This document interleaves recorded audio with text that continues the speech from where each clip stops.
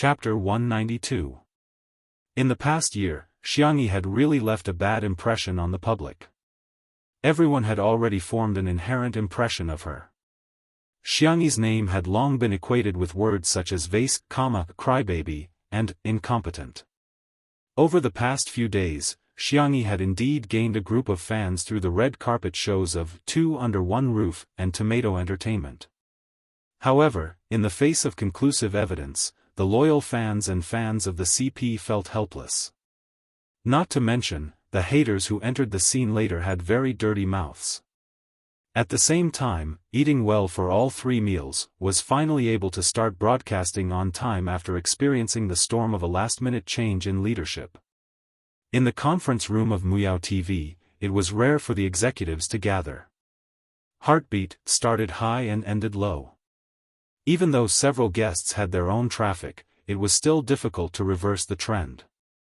The conversion rate for new viewers was very low. Hence, Muyao TV was now betting on Eating Well for All 3 Meals. Hello everyone, I'm Zhuo Yi. Zhuo Yi was over 40 years old, but his body was not fat at all. His muscles were taut, and it was obvious that he worked out regularly.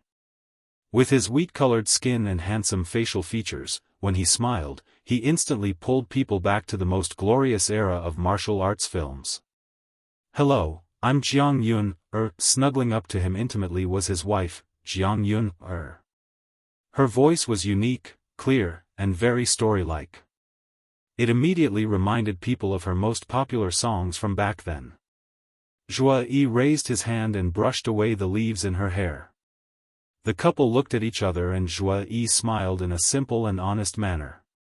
Jiang Yun's eyes curved into crescents as well. The pop-up comments started flooding in. Ah, these two are my youth. This couple has taken good care of themselves. It's not an exaggeration to say that they look 10 to 20 years younger than ordinary people of the same age.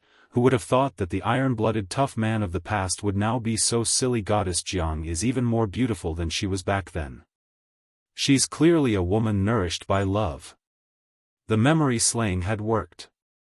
Looking at the more than 4 million viewers in the upper right corner, the executives were extremely excited. It's 9 o'clock in the morning. It's not even the peak of traffic, yet there's such a figure. It's a success. I made the right bet. Someone suddenly asked, what about Two Under One Roof? The two programs had the same positioning and were both broadcasted all day during the weekend.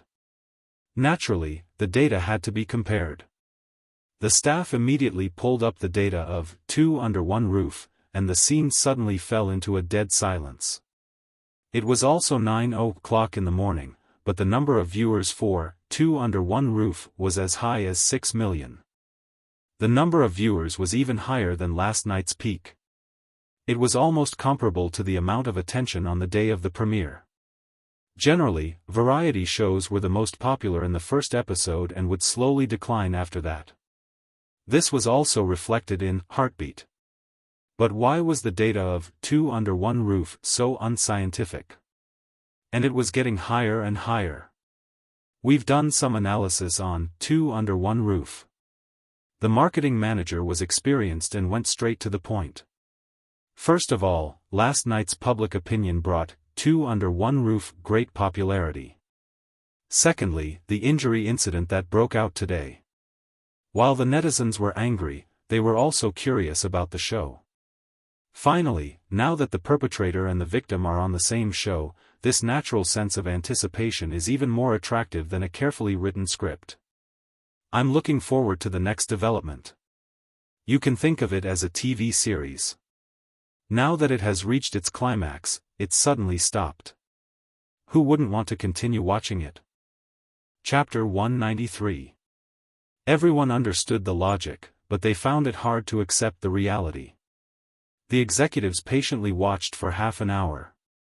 Zhuo Yi and Jiang Yun performed well and had high popularity, so the number of viewers remained stable. However, what Muyao TV wanted wasn't stability. It was popularity. Compared to Two Under One Roof, the numbers were still barely satisfactory. Besides, Zhua Yi and Jiang Yun had received a total of hundreds of millions of yuan in remuneration. After spending so much money, the executives immediately felt indignant that the show was not as popular as they had expected.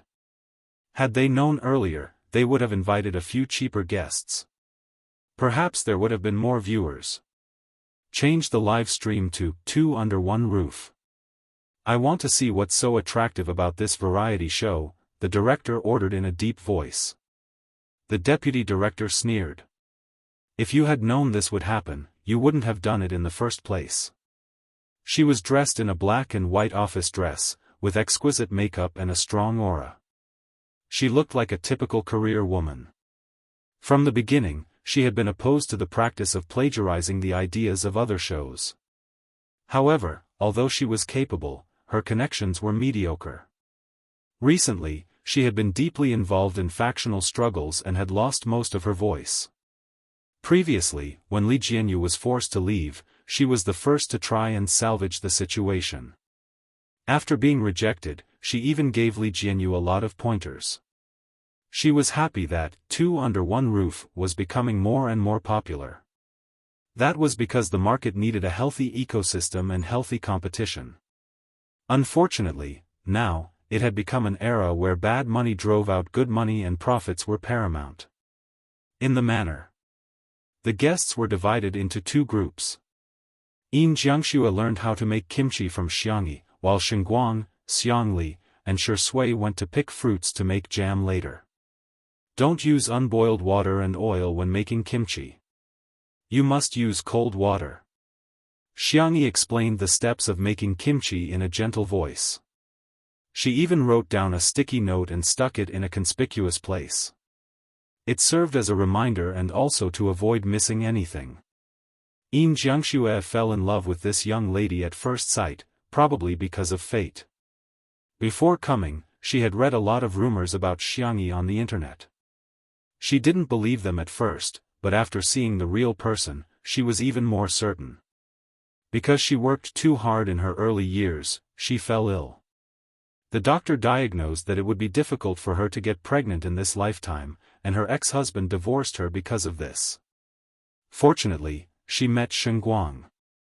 The 2 of them were very loving, but there were still netizens who made an issue out of her inability to have children.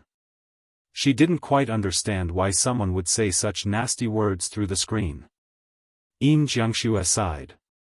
If I hadn't gone into filming and got married early, my daughter might have been as old as you, little Xiangyi.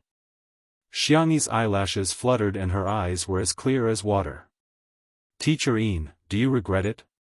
Many people have asked me this question, and my answer is still, no regrets. With that, Jianghu's eyes turned blank. But I'm not sure about the future, she was actually very afraid.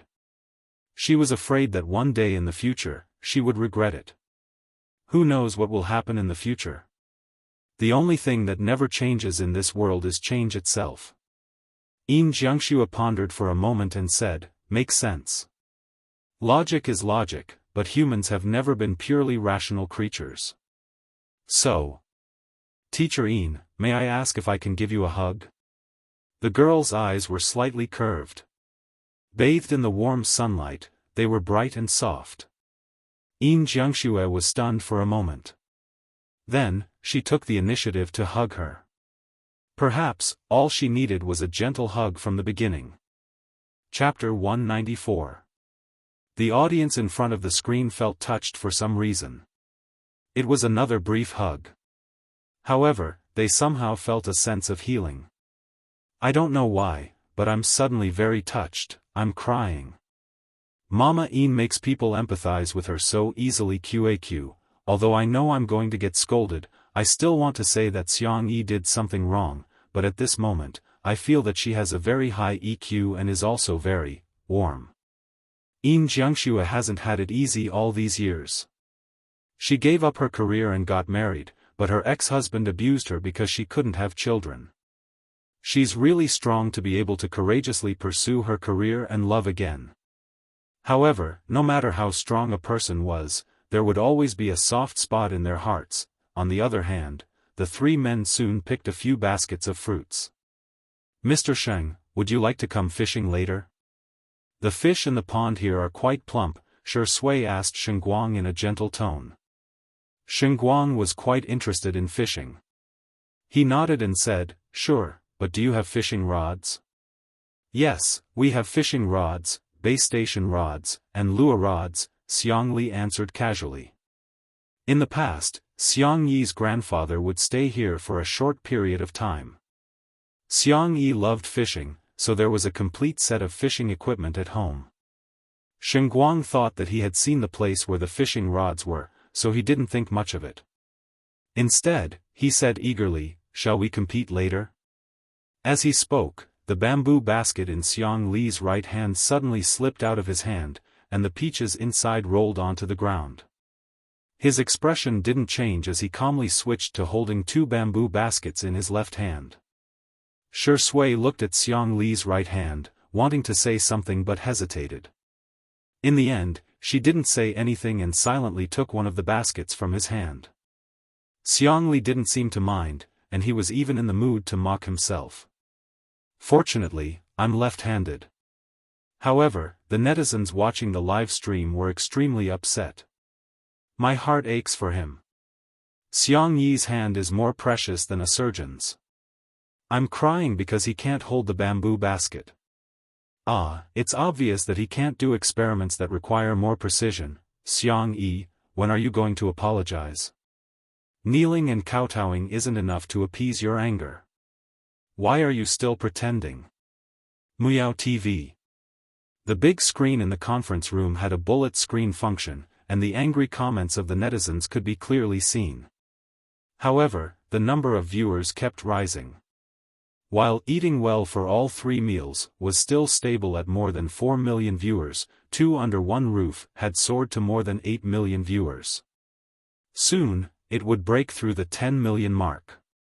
10 million was a dividing line. Xianxia live streaming was famous for its statistics, and all the viewers were real.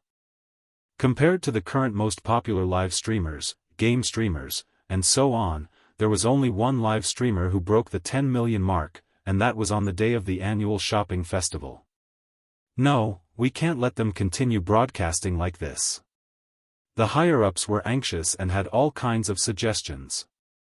For example, arranging a script for Zhua Yi and Jiang Yun, making them quarrel and even threaten to break up to attract attention. But it was quickly rejected. Not enough. Both of them didn't have enough traffic and popularity. "How about I contact that hacker again?" The head of the public relations department asked cautiously. "His skills are good enough, but his fees are quite expensive." The deputy station head's tone was strong as he objected, "Nonsense. We have to have a bottom line. If we resort to such despicable means, what's the difference between us and shameless people? Absolutely not. Contact him." The station head suddenly interrupted her, his eyes cold and cruel. Chapter 195. The deputy director looked at him in disbelief. She thought that Muyao TV was only rotten on the surface, but she didn't expect it to be rotten to the core. The person in charge of the public relations department immediately took action and contacted the mysterious hacker, Chu San, using a specific method. It was said that he was ranked in the top 1% of hackers in the world on Innocence, the largest website for hackers. Chu San got out of bed sleepily with his hair that hadn't been washed for days and began typing code with his eyes still in a daze. It might be difficult for others to hack into a live stream, but for him, who was ranked in the top 1% of hackers in the world, it was just a matter of time. Click, the crisp sound of the last enter key being hit could be heard. The compiled program began to automatically attack Xianxia live stream and locked onto the live stream of Two Under One Roof. Lines of code flashed like a stream of light, and black and white formed the most beautiful language in the world. Chu San yawned and got ready to go back to sleep. All of a sudden, a large red warning window popped up. "Oh! Someone wrote a new security wall?" Chu San got excited and the excitement of being able to spar with an expert surged into his brain. He quickly wrote the attack program, but as he wrote, he realized that something was wrong. Where did Xianxia livestream find this expert? This code? It's almost beyond my understanding. Chu Sen gritted his teeth and tried his best. However, the safety wall on the other side was like a tall mountain that he could never surpass. The speed at which he typed on the keyboard went from fast to faster, and then gradually slowed down. In the end, he gave up on the futile struggle. Beep, beep, beep, you have been locked from the inside. Chu San's face turned pale. He had locked onto the live stream of Two Under One Roof at first, but he didn't expect to be counterlocked. Oh no! He immediately began to pack his things and stuffed a few hard drives and a computer into his suitcase. Without taking any clothes or shoes, he opened the door and was about to escape. Several police officers stood outside the door and showed their IDs with stern faces, vaguely revealing the silver light of the handcuffs on their waists. It's over. That was the only thought in Chu San's mind. In the manner. After answering the call, Li Jianyu said into the microphone, I received a notice that a hacker has just attacked our live stream, but fortunately, the hacker has now been brought to justice. We will release a detailed statement on our official Weibo account later. What? Hacker? The netizens in front of the screen were all dumbfounded. After all, this word had only appeared on TV before. It was too far away from real life. A few minutes later, Two Under One Roof's official Weibo account was updated. Two Under One Roof V, ever since our live stream started, we've been attacked by hackers several times, which is why our live stream is always interrupted. Thank you, Dr. Xiang Li, for writing the security wall program for us. Not only did it successfully block the hacker's attack, but it also tracked the hacker's IP address. Thank you at Ping and Nanching for catching the suspect as soon as possible. Thank you for your hard work. In the end, he wanted to say, don't stretch out your hand, otherwise you'll be caught. Competition, please come fair and square, please take a seat yourself doghead. Once the Weibo post was posted, the netizens were shocked. First, he was surprised. So it was a malicious competition. Secondly, he was surprised. Dr. Xiang was too amazing. More and more people flooded into the live broadcast room. Miao TV. The higher-ups watched helplessly as the number of viewers of Two in One Room jumped to 9.57 million at a frightening speed. Chapter 196. 10 million was imminent. Unstoppable. Everyone's expression was so ugly that they looked as if they had swallowed a fly. Especially when the head of the public relations department read the Weibo post posted by Two Under One Roof. Instantly, what the hell is going on? Isn't he one of the top 1% hackers in the world? Why is he so vulnerable? Will he rat us out? Everyone was worried. Looking at the ugly faces, the deputy station head sneered, feeling as if he had fed all of his youth to Miao TV to the dogs. The station head retorted, what are you panicking for? Whoever started it will be responsible. What does it have to do with us? What does it have to do with us? The head of the public relations department's expression changed immediately. She realized that she had been abandoned. When the others heard this, they heaved a sigh of relief. Not only did no one comfort her, but they also looked at her with gloating eyes. It was the look of someone who had found a scapegoat. The head of the public relations department was disheartened. She finally understood the cruelty of the workplace. Dang, our pickles are ready. Jianghu beamed at the camera, her tone full of accomplishment. She and Xiangyi pickled several jars, including the carrots harvested by the C7 brothers yesterday, as well as beans, cabbage, cucumbers, lettuce, and so on. The pickle water was boiled with water, peppercorns, star anise, cinnamon, bay leaves, old ginger, rock sugar, and other ingredients. After cooling, wild mountain peppers, small rice peppers, and sorghum wine were added, and the vegetables were soaked in. After the water tank at the mouth of the pickle jars was filled with water, The jars were sealed and they quietly waited for time to give them a taste. Xianxia smiled gently at the side. Teacher Yin, if you like it, you can bring 2 more jars back. Then I won't stand on ceremony with you. The more Yin Jianghu looked at Xianxia, the more satisfied she was. The girl had a good temper, patience, and a sweet tongue. She was so likable. Yin Jianghu used to hate cooking the most, but today, she was happy with the pickles. What did you stew in the kitchen? I can smell the medicine. It's a medicinal cuisine prepared for Dr. Xiang. Xianxia bit her lips. The girl who was as bright and beautiful as a sunflower seemed to have lost her light. She was so listless that she couldn't lift her spirits.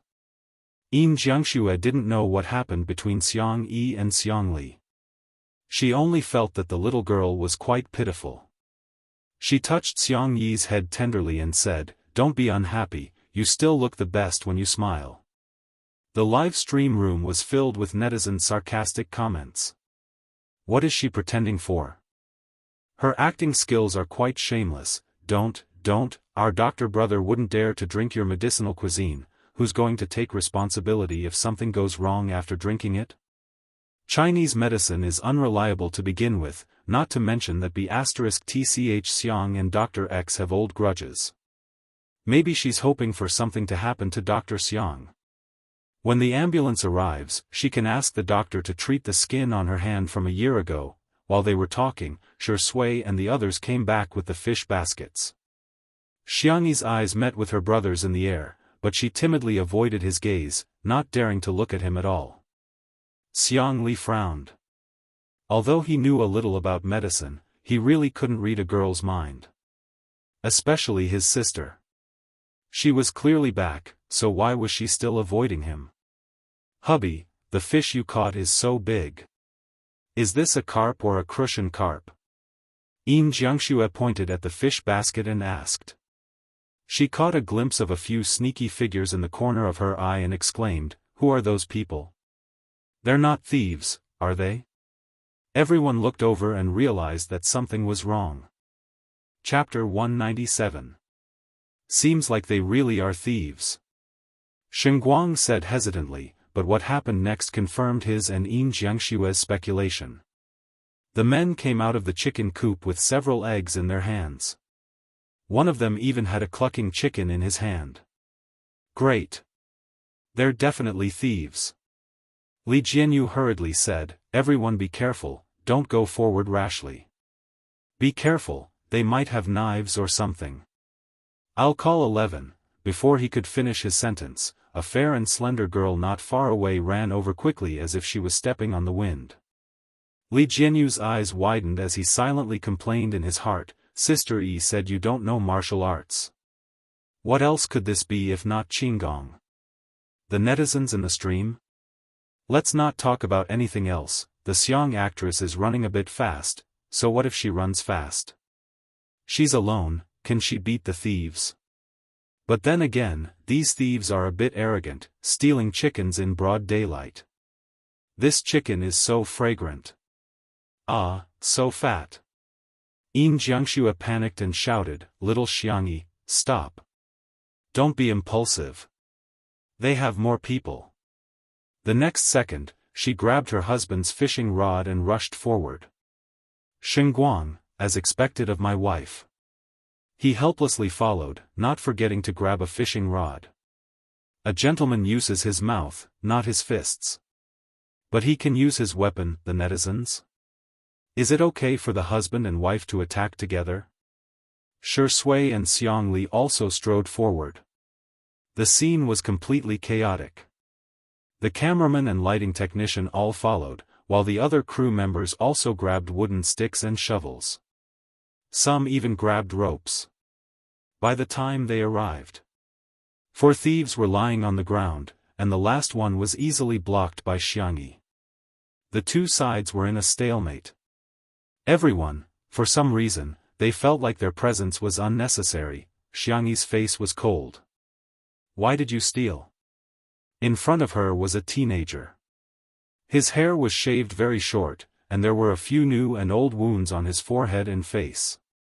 He was like the most difficult person to control, and the corners of his mouth curved into a wanton arc. If you want to steal, then steal. Do you need a reason? At most, I'll just return it to you. When the youths on the ground heard this, they laughed and took out eggs from their pockets and threw them on the ground. Pa, pa, pa, the egg hit the cobblestone path and broke into pieces. The egg white and yolk flowed all over the ground. It was so quiet that only the sound of the wind could be heard.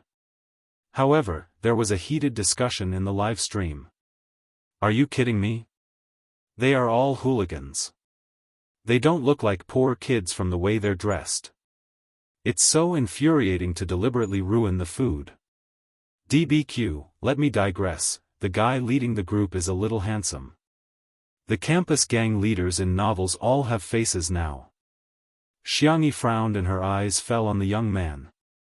She slowly pulled out the shirt tie hidden in his coat and tightened it. The young man was forced to lean forward and the distance between them was shortened. The young man's heart skipped a beat. Right in front of him was an extremely beautiful face. Her skin was as white as porcelain, and her eyes were as cold as the stars. Plop, the young man's Adam's apple bobbed slightly as he said fiercely and arrogantly, "Let go of me." Xianxia raised her eyebrows. "Little kid, let go of my chicken first." Under everyone's watchful eyes, the girl calmly snatched her chicken from his hand and put it back into the chicken coop. Now, we can start settling the score. Chapter 198. There was a moment of silence. The rebellious teenager said carelessly, "I don't have money, I can't afford it." The other boys also expressed that they were penniless. Seeing that they were all quite young, Jianghu couldn't bear it. "Why don't we just forget it? It's just a few eggs anyway, they're not worth much, we can't just let it go." Xianxia took out her phone and asked without looking up, "What's your guardian's phone number?" The comments began to scold, "It's just a few eggs, is it worth it? The child is still young, must she be so calculative? She's always bragging about being fair, rich, and beautiful. Why would she care about such a small amount of money? It's probably because she's stingy enough that she can become rich. B*TCH Xiang is really outrageous, I know this kid, he's the son of our company's boss. Why would he steal? No, I have to tell our boss quickly." The rebellious teenager's body stiffened before he said stiffly, "I don't remember. Your teacher's phone number? I dropped out of school."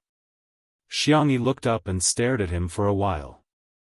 The teenager felt inexplicably guilty under her gaze, and he felt that her calm eyes had already seen through all their plans. Xianxia put away her phone. "Then stay and work, pay off your debts with your labor." The teenager was stunned and said, "You're illegally using child labor. Yet you still trespassed into other people's homes and destroyed other people's property, causing me huge losses." Xianxia said indifferently.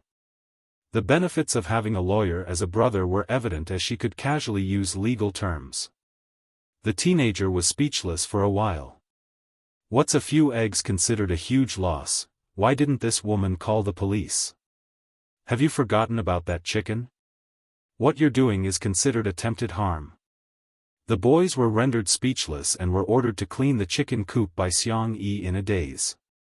The girl avoided the camera and gestured to Jianghu. The two went to the side to talk. "Please find two people to get some information from. I suspect these kids have other motives." "Huh? Aren't they just a bunch of naughty kids?" Xianxia shook her head. "My intuition. They seem to want me to call the police, but if I do, they'll have a criminal record. Burglary was against the law." Jianghu was stunned. "What kind of operation is this? You want to go to the police station for a day trip? Were all kids nowadays so careless? If he really left behind a criminal record, it would be a stain for life. I'll let Old Li and Old Wang go. They're old foxes. It's not a problem for them to deal with a few brats." Under the pavilion, the guests were making jam together.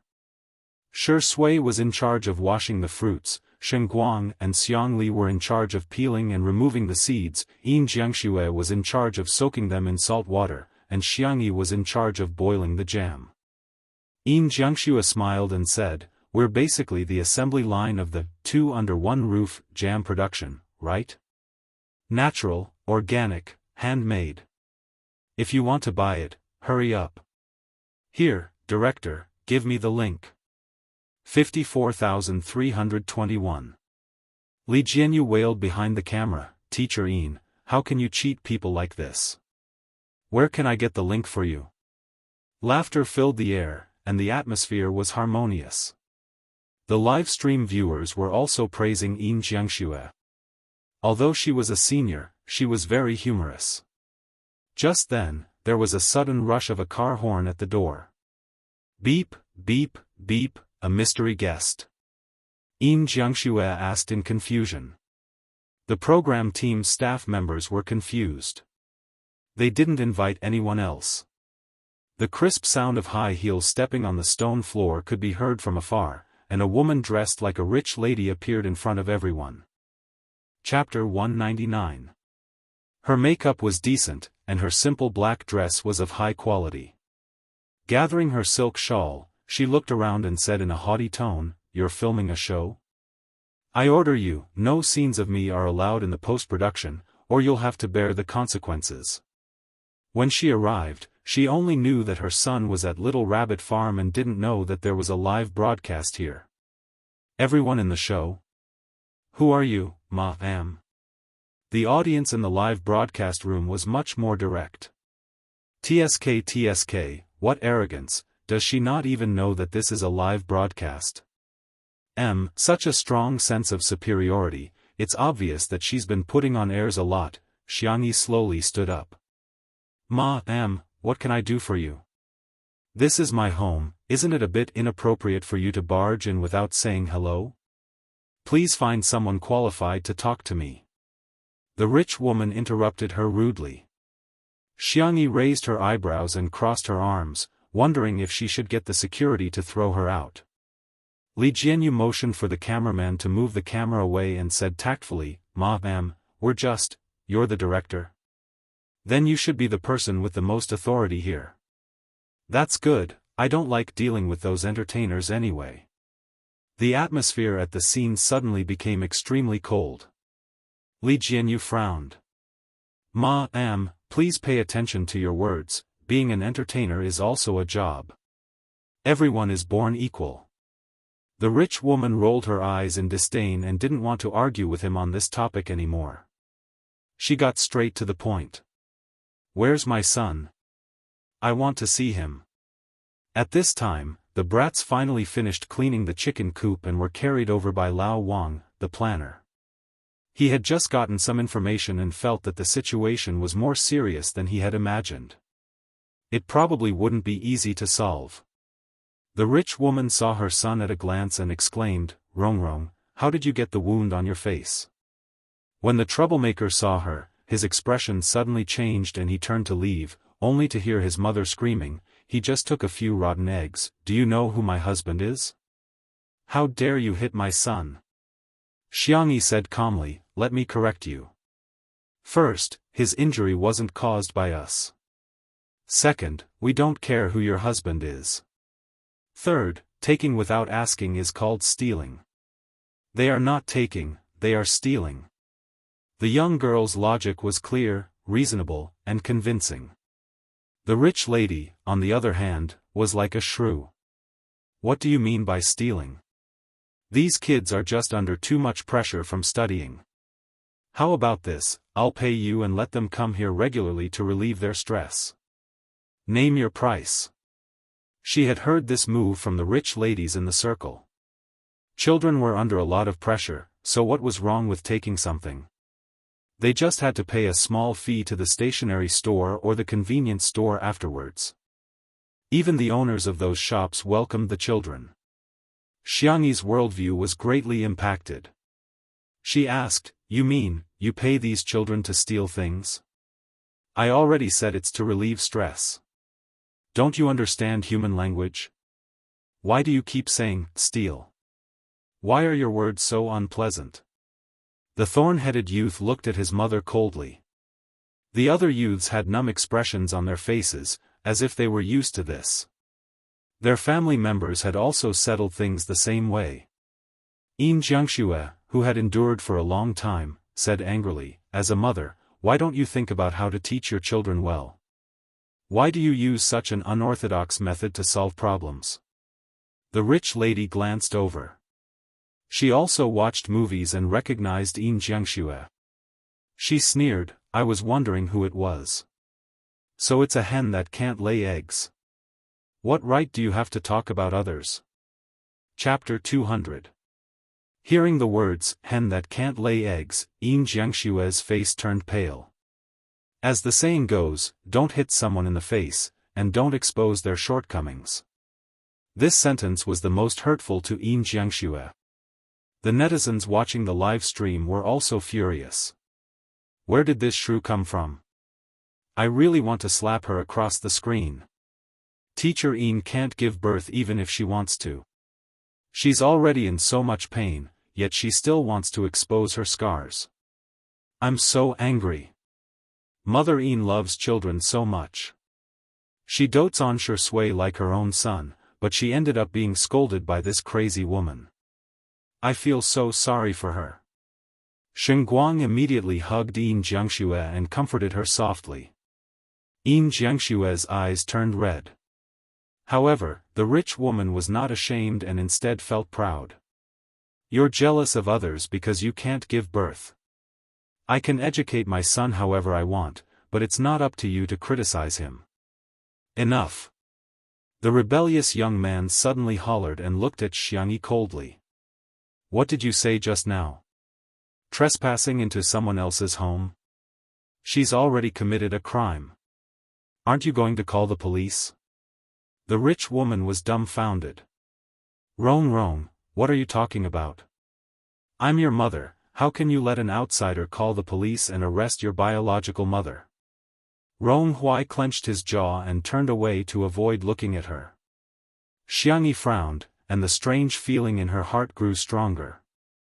Lao Wan, the planner, came to her side and whispered everything to her. Xiangyi pondered for a few seconds and said, forget it, it's just a few eggs. I don't really care. Besides, you've already cleaned the chicken coop as compensation. Take care, I won't send you off. The production crew was dumbfounded. How could she just let it go like that? The netizens also expressed their displeasure. The actress Yang is just bullying the weak and fearing the strong. She probably thinks that this rich woman's family is rich, so she doesn't dare to go against her. What a coward. But all of a sudden, the young girl's tone changed.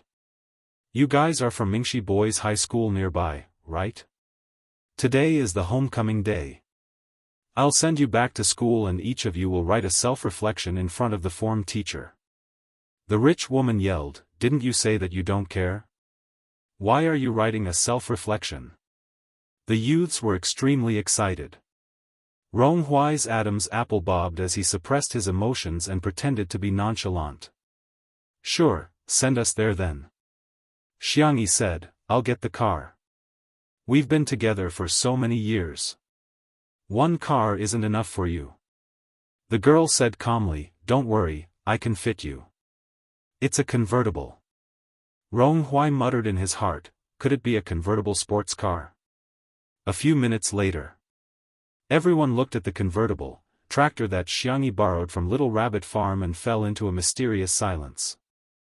The corners of Rong Hui's mouth twitched. Why does such a beautiful sister drive a tractor? What are you waiting for? I have a tractor license, Xiangyi said calmly. Rong Hui got into the car expressionlessly. The other children followed. The lady said, allow you to come down. How can you sit in this kind of car? Rong Hui said coldly, I just want to sit here. Aren't you busy? Anyway, there are teachers in school.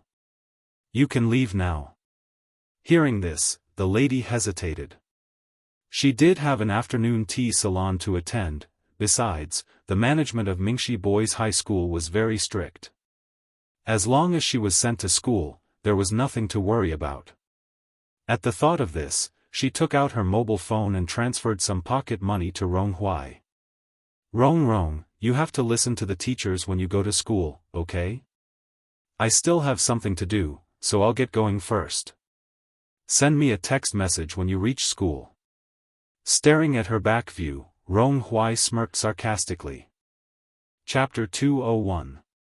In her heart, her son would never be the #1 priority. Xiangyi was about to set off when a tall figure suddenly appeared beside her, accompanied by a man's deep and magnetic voice. Let's go together. She turned her face to the side and realized that it was Shui. Naturally, she sat on her left. The driver's seat of the tractor was very spacious, so it was fine for one person to sit. However, the young lady felt that something was amiss. Before he had time to think about it, another gentle and clear voice sounded, I want to go too. Xiangli sat calmly on his sister's right. Huh? Brother wants to go too? It was fine for 2 people to sit in the driver's seat, but it would inevitably be a little crowded with 3 people. The slender girl was sandwiched in the middle like a vegetable leaf in a sandwich. Everyone was dumbfounded. The netizens were dumbfounded. What kind of operation is this? Could it be that the tractor is very attractive to Prince Charming? This scene is so funny. Is this a lifestyle variety show or a comedy variety show? 1, 2, 3, 4, 5, 6. As long as you have a tractor, you can have 6 men. I'm going to order a tractor now. The production team drove another car and followed them to film. Li Jianyu teased, we're considered to be filming an outdoor scene. Guys, give us some 666, because this segment was too entertaining. There were fewer comments scolding Xiang Yi. In the beginning, Rong Huai and the rest were still a little nervous for fear that the tractor would be bumpy. To their surprise, the pretty girl was indeed someone with a driving license for agricultural machinery. Not only did she look ethereal when driving the tractor, but she was also very proficient at it. The tractor drove steadily on the road. Soon, they arrived at Mingxi Boys' High School. Xiangyi had heard of this school before. It was a very strict private high school, and there were rumors that going there for a few months was more effective than going to Transfiguration. Many wealthy and middle-class people in South City liked to send their children to this school in the name of training. It was said that the children who graduated from this school were very outstanding and self-disciplined. They were like geniuses. Xiangyi turned around and asked, this is the place, right? The boys remained silent. After a while, Rong Huai gritted his teeth and said softly, yes. In order to sharpen his acting skills, Shui had once studied a series of micro-expressions. He was keenly aware of the abnormalities of the teenagers. He exchanged a glance with Xiang Li and reached a consensus through eye contact. There was something wrong with this school. Seeing the car at the school gate, someone from the security booth immediately came out with a stun baton in his hand and shouted, "Are you the students' parents? Didn't I tell you that cars are not allowed to drive to the school? Students have to walk from Bo Shui Road." Xiangyi frowns almost imperceptibly. Wuxia Road is at least a few kilometers away from here. How can he walk here on such a hot day? Was this reasonable? That's not right. Why did you bring a camera? The security guard saw the camera equipment in the car next to them and his facial muscles twitched. Turn it off. Hurry up and close it. Otherwise, I'll smash it. This is illegal filming. Li Jianyu got out of the car and negotiated in a friendly manner, "You guys, we are a variety show. May I ask if we can go in and record? It won't take long." The security guard objected anxiously, "No. You must leave immediately. Otherwise, we'll call the police." Before he could finish speaking, a thin and tall figure appeared on the rooftop. He was so shaky that it made one panic. Chapter 202. Li Jianyu got a great shock and exclaimed, "There's a child over there." The netizens in the live stream were also shocked. Is he going to commit suicide? This is so scary. Quick, think of something. Oh my God, how did this happen? I always thought that committing suicide was a distant concept. The security officer turned around and said in a tone that he was used to it, "Hey, that's just the students playing around. Hurry up and leave." Li Jianyu's temper flared up. He was usually a coward, but he had a bottom line. He hollered angrily, "Are you human? Playing around? Do you think this is a matter of life and death? Our school will take care of it. You people don't have to worry about it." The security officer threatened. I said, "No filming." He waved the electric baton in his hand and was about to hit the camera. The cameraman, old Zhang, was very experienced. Although he was carrying heavy equipment and was a little plump, he was very agile and nimble. He dodged the attack. The screens of the audience began to shake violently. I'm so immersed in this scene, I'm starting to get nervous. Director, you're right. How can you joke about a human life? Mingxi Boys High School? I think I've heard of this school before. It's very strict. The kind where the students can't bear the burden. At the side, Xianxia had already called the police. She briefly explained the situation and asked the negotiator to come over immediately. The security officer was furious. Do you have nothing better to do? It's none of your business. It's just a human life. Xianxia laughed in exasperation. She slowly stepped forward with a domineering aura. The security officer subconsciously wanted to hit her, but she easily grabbed the electric baton and snatched it away. It's just a human life? Don't you have any respect for life at all? The security officer immediately cowered and hurriedly retreated. Behind her, Rong Huai suddenly said, "It's probably because I'm used to it. Don't spout nonsense. Hurry up and enter the school, don't mix with these strange people."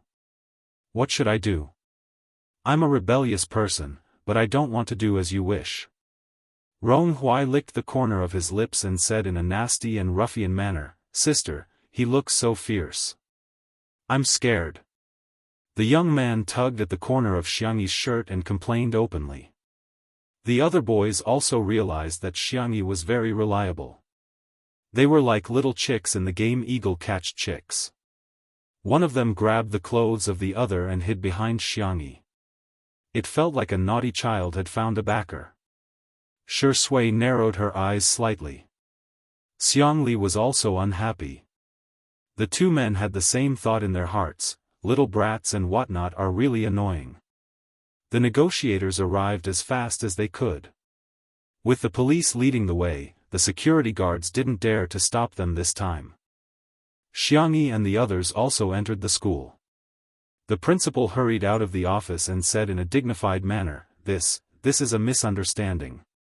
It's like this, our school held an art exhibition some time ago, and this student was imitating performance art. He was used to brainwashing the parents of the students, thinking that the whole world would believe him.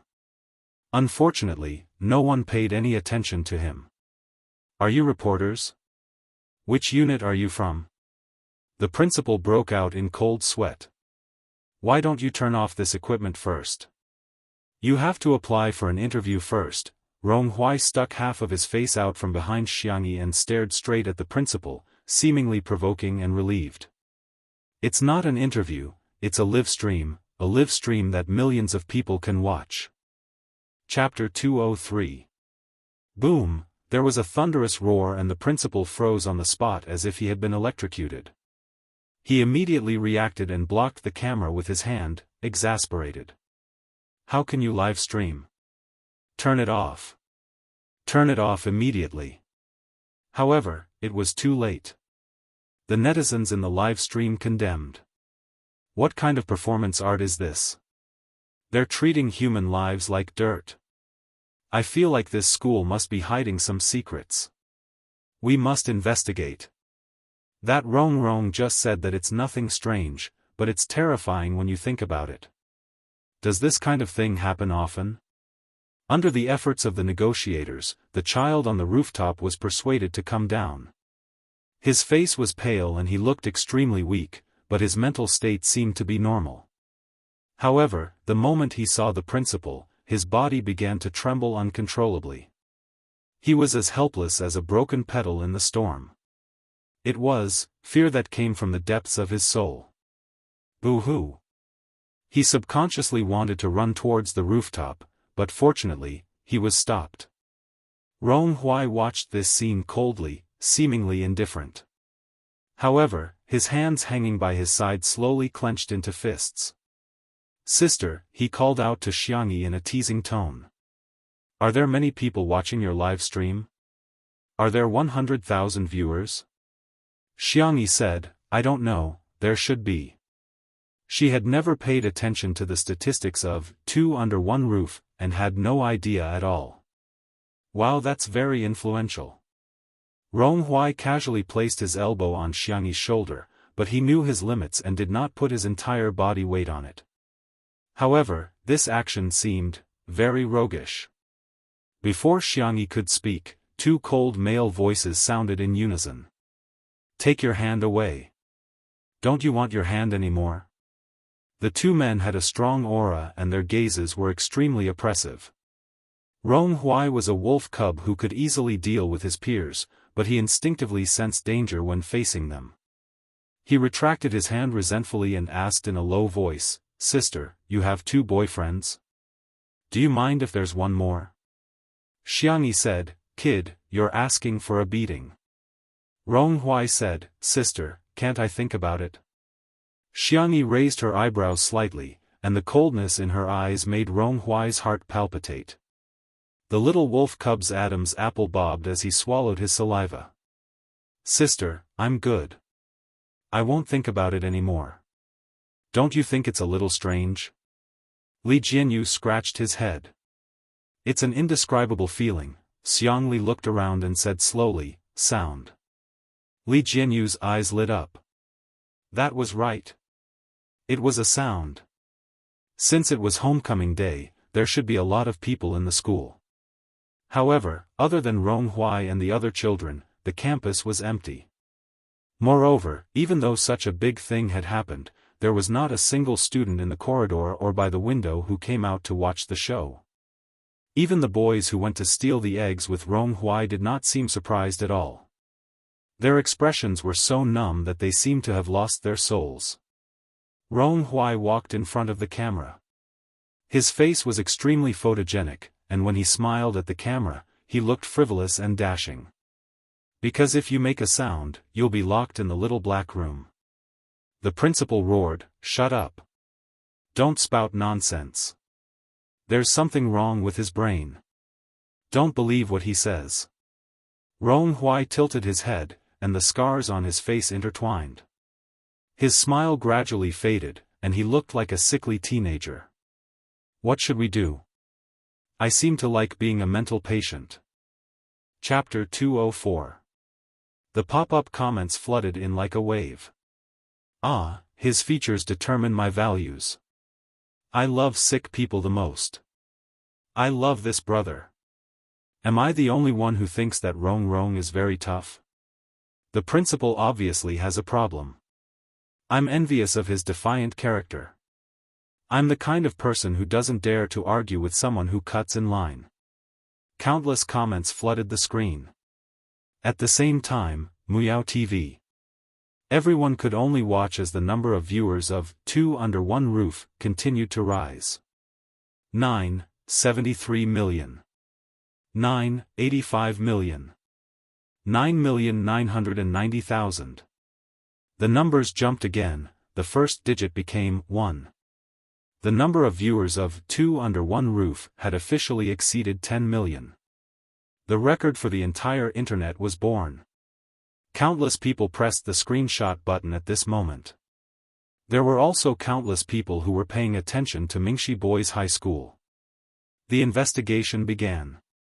Rong Hui brought the police to the so-called small dark room. It was indeed a dark room. If you make a mistake, you'll be punished by standing here.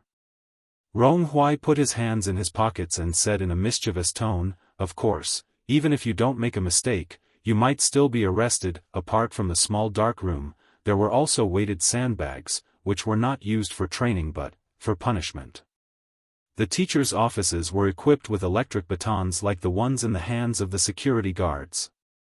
There were too many of them. There were too many to mention. Rong Hui's cynical mockery, coupled with the live stream footage, was simply shocking. Is this considered a school? Or a prison? F***ck, are they still human? They're running 5 kilometers at every turn and dousing people with water in the middle of winter. All personal items are confiscated when entering the school, and even their cell phones have to be handed over to the teachers. Even the text messages to their parents are edited by the teachers? Don't the students have any right to privacy at all? The principal tried to quibble. We're imitating foreign elite schools and implementing militarized management and gentlemanly education.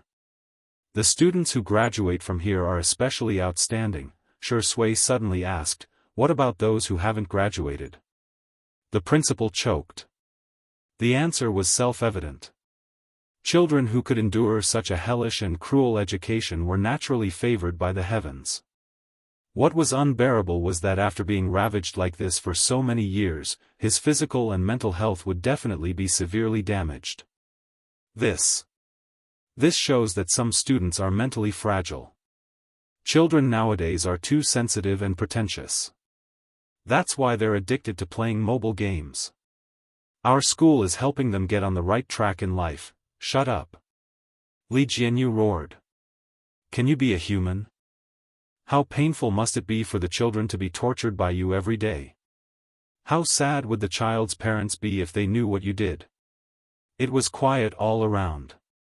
Li Jianyu seemed to have realized something and turned to look at Rong Hui and the other youths. Their faces finally showed some expression. However, it was not joy. The corners of his mouth were full of bitterness and helplessness. Li Jianyu felt his scalp go numb. He couldn't believe it, but he had no choice but to believe it. The parents were all aware of this. The comments in the live stream exploded to the extreme. If there's a need, there's a market. Think about it carefully. Oh my God, how desperate must these children be? She doesn't want to spend time with her child, but she's willing to pay someone to beat her child. So the parents are all aware? They clearly know that the school will punish them, but they still sent their child here? In the oppressive and gloomy atmosphere, the girl's sweet and gentle voice sounded slowly like the sound of nature. It's almost time for dinner. Children, are you hungry? There may be more updates coming one after another. Everyone can go to sleep first. Warm again. Red heart, I'm begging for votes. Chapter 205. Rong Hui and the others were stunned. This question caught them off guard. It seemed that no one in school or at home had cared about them so much for a long time. They were children who had been labeled as a disgrace. They were sent here for being rebellious, disobedient, and addicted to the internet, and were strictly managed. Apart from this cage, there was no place for them to hide and lick their wounds. They were most afraid of sudden concern because it was too confusing. Xiangyi blinked and changed her question. Where is the cafeteria? Swish swish swish, the sound of potato peels being peeled was transmitted to the live stream through the sound recording device, comforting and healing. The girl's fingers were slender and fair, but they were very nimble. A potato was peeled clean in her hands in just a few seconds. There was already a pile of peeled potatoes in the plastic basin next to her. Li Jianyu asked, Sister Yi, are you going to cook lunch for these children? Xiangyi answered calmly, there's nothing else I can do. Her hands didn't stop moving. After peeling the potatoes, she went on to cut the meat. These ingredients were sent over by the people from Little Rabbit Farm. In the kitchen of the cafeteria, there were only 2 pieces of frozen meat in the freezer. According to Rong Hui, they could only eat a few pieces of minced meat occasionally. There was a strange school rule that said eating too much meat would affect one's IQ, and students were advised to be vegetarian. However, the vegetables weren't very fresh either. The potatoes had sprouted, and the greens were yellow and withered. It was hard to imagine that these growing children usually ate such things. Jianghu and Shengguang rushed over when they heard that she was going to cook for the children. Washing, cutting, and frying vegetables. It was supposed to be a boring and tedious task, but because of the girl's calm and confident expression, it seemed incomparably beautiful. In the live stream, there was still a lot of controversy about Xianxia. Are you kidding me? Why are you cooking at this time? Send the children home first. Is going home useful? Are they going to be sent to another aristocratic school by their parents to continue their transformation? Actually, I'm a little touched. Maybe humans are complicated creatures. Xianxia has a bad side, such as causing Dr. Xiang's hand to be injured. But she also has a good side, such as helping the kids from C7 and the boys' high school this time. Come on, it's just cooking, and you're trying to clear your name? Did you forget how disgusting that B*TCH Xiang was in the video? I'm new here, I don't understand what you guys are arguing about. I just want to say that I'm F*King hungry from watching this lady cook with a shovel. In the school cafeteria, everyone had a big pot. The pot was big, and the shovel was also big. Basically, they used a shovel as a shovel. The shovel was heavy, and the ingredients were in a big pot. Even an adult would find it hard to control such a dish well. Some irresponsible chefs would be too lazy to cook. They would just add water and boil it before sprinkling some seasoning on it. At most, it could be considered cooked. It could be said that it was difficult to swallow. However, Xianxia was seriously frying every dish in the pot. Her clean and milky white little face was covered in fine sweat. She didn't say a word and finished cooking 6 pots of dishes. At this time, the rice was ready. Let's get some food for the children first. I'll make seaweed and egg soup, Xianxia said to Ronghuai, who had been watching for a long time.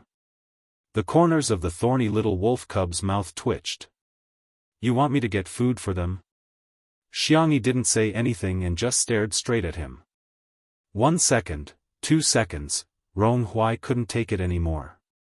He looked away and whispered in a low voice. F***CK. Don't look at me like that, I get shy too. Chapter 206. Students from all over the school gathered in the cafeteria one after another. If it were any other school, it would be extremely noisy with hundreds of boys gathered together. But here, no one made a sound, and it was so quiet that even the sound of breathing could be heard clearly. No one spoke, and no one had any expression. They were all numb, mechanical, and zombie-like.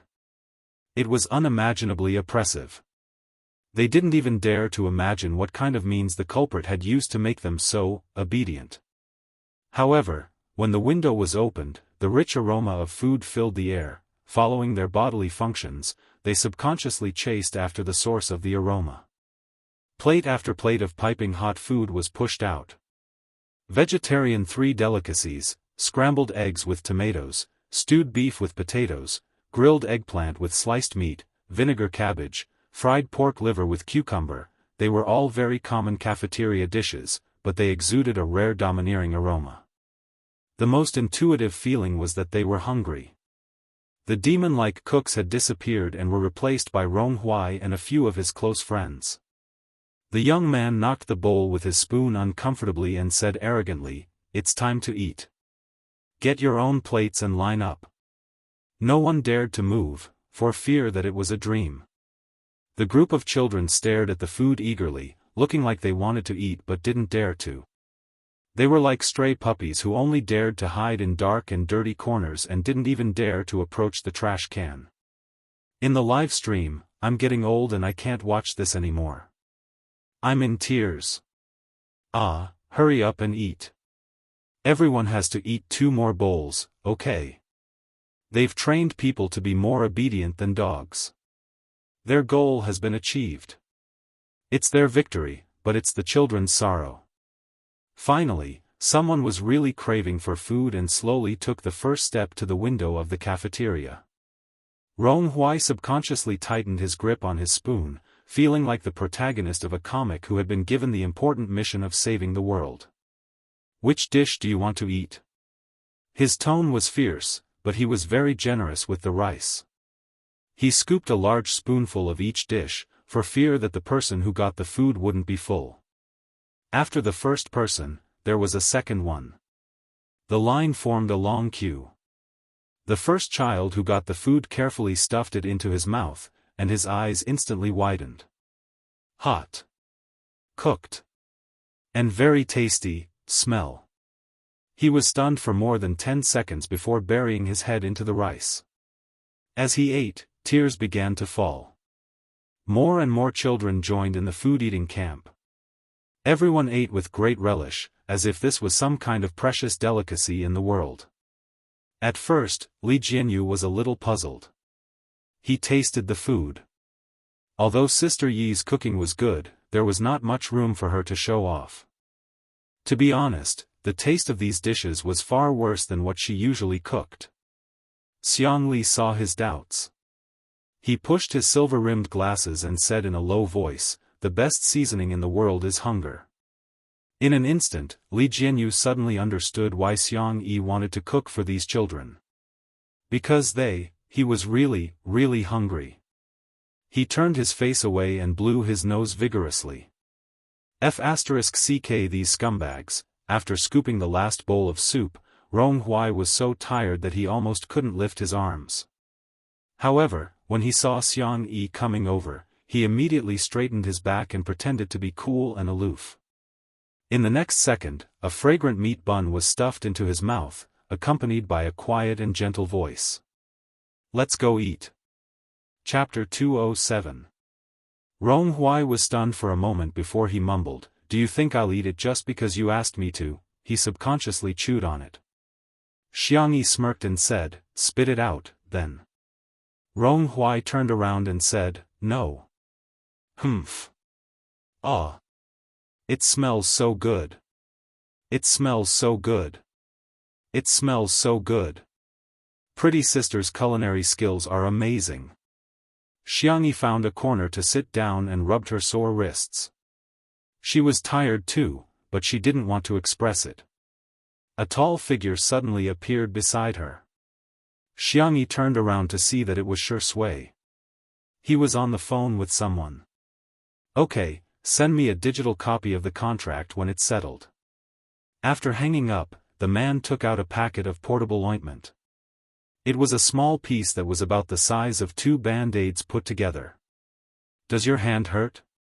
"It's all right." As soon as Xiang Yi finished speaking, the man gently pulled her hand into his palm. It was clean and warm to the touch. She curled her slender fingers uncomfortably and wanted to retract them, but Shui grabbed her wrist. "Don't move." Subconsciously, Xiang Yi stopped what she was doing. "Rip!" Shui tore off the ointment and carefully applied it to the girl's wrists. Xiang Yi moved her cherry lips and said, "Actually, it doesn't hurt that much." "You're still trying to be brave?" Shui's dark eyes landed on her face. He sighed helplessly and said, Xiang Yi thought that he would scold her, but she didn't get the chance to do so. Instead, he rubbed her head forcefully twice. "Why are you so nice?" he asked. So nice that it made his heart ache. Xiang Yi whispered, "You made my hair bun collapse." Shui couldn't help but laugh. "What should I do? I don't know how to tie my hair. Should I call your second brother for help?" "Don't." How would she dare to trouble her second brother for such a thing? While they were talking, Xiang Li happened to pass by. Shui waved at him and explained the situation. Then, the knowledgeable medical doctor looked at his sister's bun that had collapsed and fell into a long silence. Xiang Li pondered for a while and suggested sincerely, "Have you ever thought of cutting your hair short?" Shui sneered, "You don't know how." Xiang Li sneered, "You know how to do it." Of course they wouldn't. The two men, who didn't know how to tie their hair, childishly heard each other. Xiang Yi said, "I'll do it myself, don't worry, I'll find a tutorial to learn. SwordWill calmly took out her phone and searched for videos. Xiangli raised his eyebrows. In terms of learning ability, would he lose to SwordWill? The two men were engrossed in the hair-tying tutorial, unable to extricate themselves. A moment later. Thank you, big sister, for cooking for us. A tall and thin boy looked at his toes and thanked her shyly. Xiangli recognized him. It's you. It was the boy who went up to the rooftop. The boy said embarrassedly, I'm sorry, I'm embarrassed. The teachers were right, I'm a useless and cowardly piece of trash. No. Xiangyi's tone was firm. You're not a piece of trash, you're not useless. You might not even know what your talent is. You might not even know what your hobbies are. You might become a super powerful person in the future or develop a strong interest in a certain field. You're still very young and there are endless possibilities. There are too many beautiful things in this world that you haven't had the time to experience. Life is long and the pain you're going through now is just a short period of time in your life. Life is irreversible. It's irreversible. So no matter how difficult it is, you have to live on and live on peacefully. You're an independent individual. You are yourself and the meaning of your existence. Chapter 208. The boy listened quietly, and his dark eyes lit up. His family would only say, we're doing this for your own good. We've sacrificed so much for you, yet you're letting us down. Are you worthy of us? He had apologized countless times and even hated himself for it. He hated himself for not being a smart child, for not having a lively personality, and for not having a good EQ. Coming to Mingxi Boys High School was the beginning of hell. His body, personality, dignity, privacy. Everything could be trampled underfoot. Trash, coward, useless. These insulting words would be heard all the time.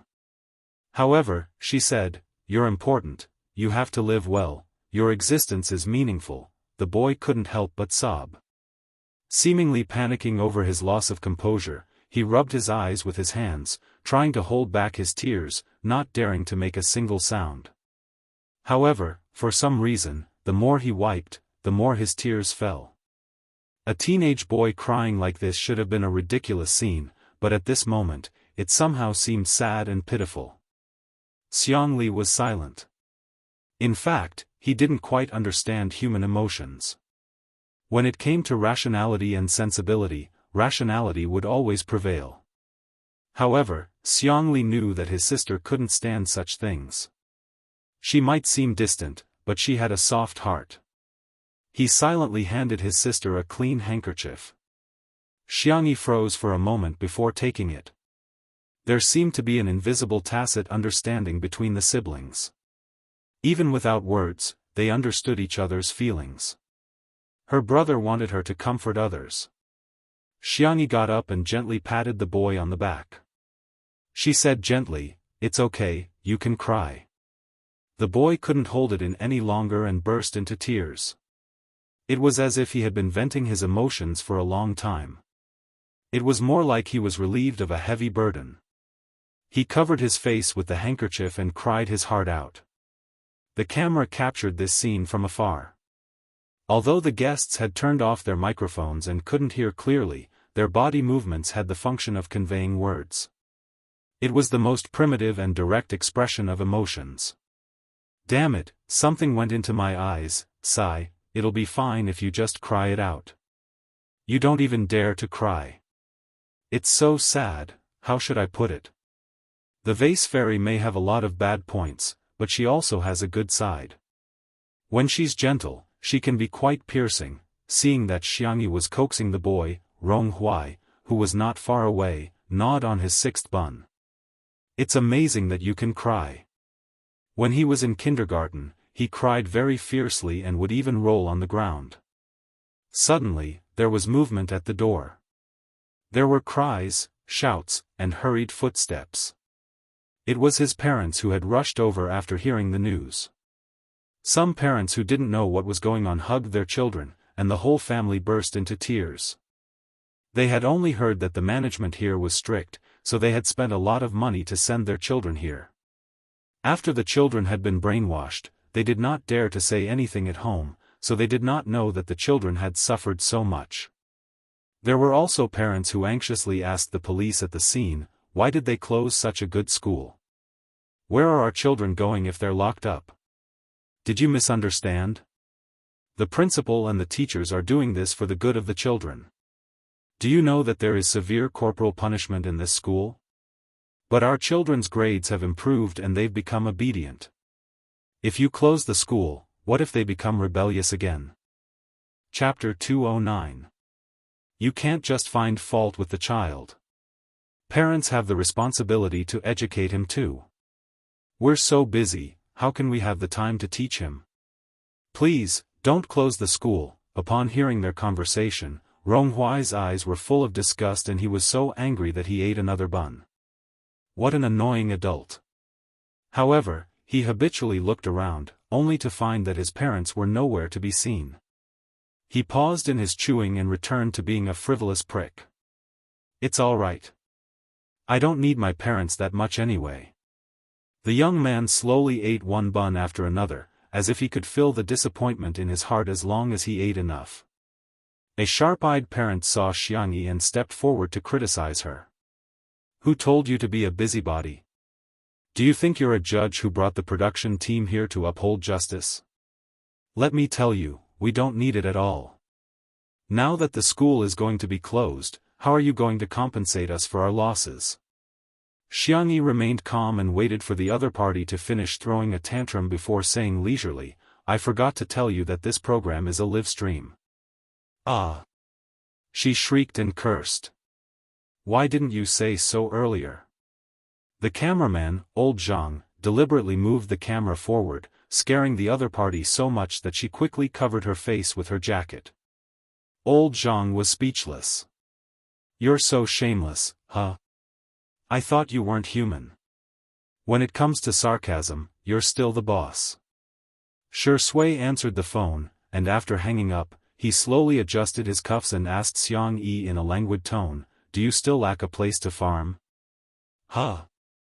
I happen to have some spare cash, so I bought the land of this school. Shui glanced at the parents and said, since the school is mine, why don't you plow it and plant vegetables there? Or raise pigs? The black pig meat from last time was quite fragrant. Xianxia was speechless. Buy land, to plant vegetables? Raise pigs? She thought about it for 2 seconds and actually felt quite happy about it. Why don't we build a little rabbit farm here? Xianxia said gently, I'll contact the research institute and set up an experimental field for the newly cultivated Chinese medicine seeds here. With the endorsement of the research institute, this school could forget about opening. Xianxia's eyes lit up. As expected of her brother. Amazing. The parent who was covering his face with his coat was dumbfounded. Buying land and collaborating with a research institute. Who on earth were these people? Those suspected of corporal punishment were all taken away for investigation. The students gathered at the school gate and watched as the school gate slowly closed. However, the expressions of many people were still incomparably ugly.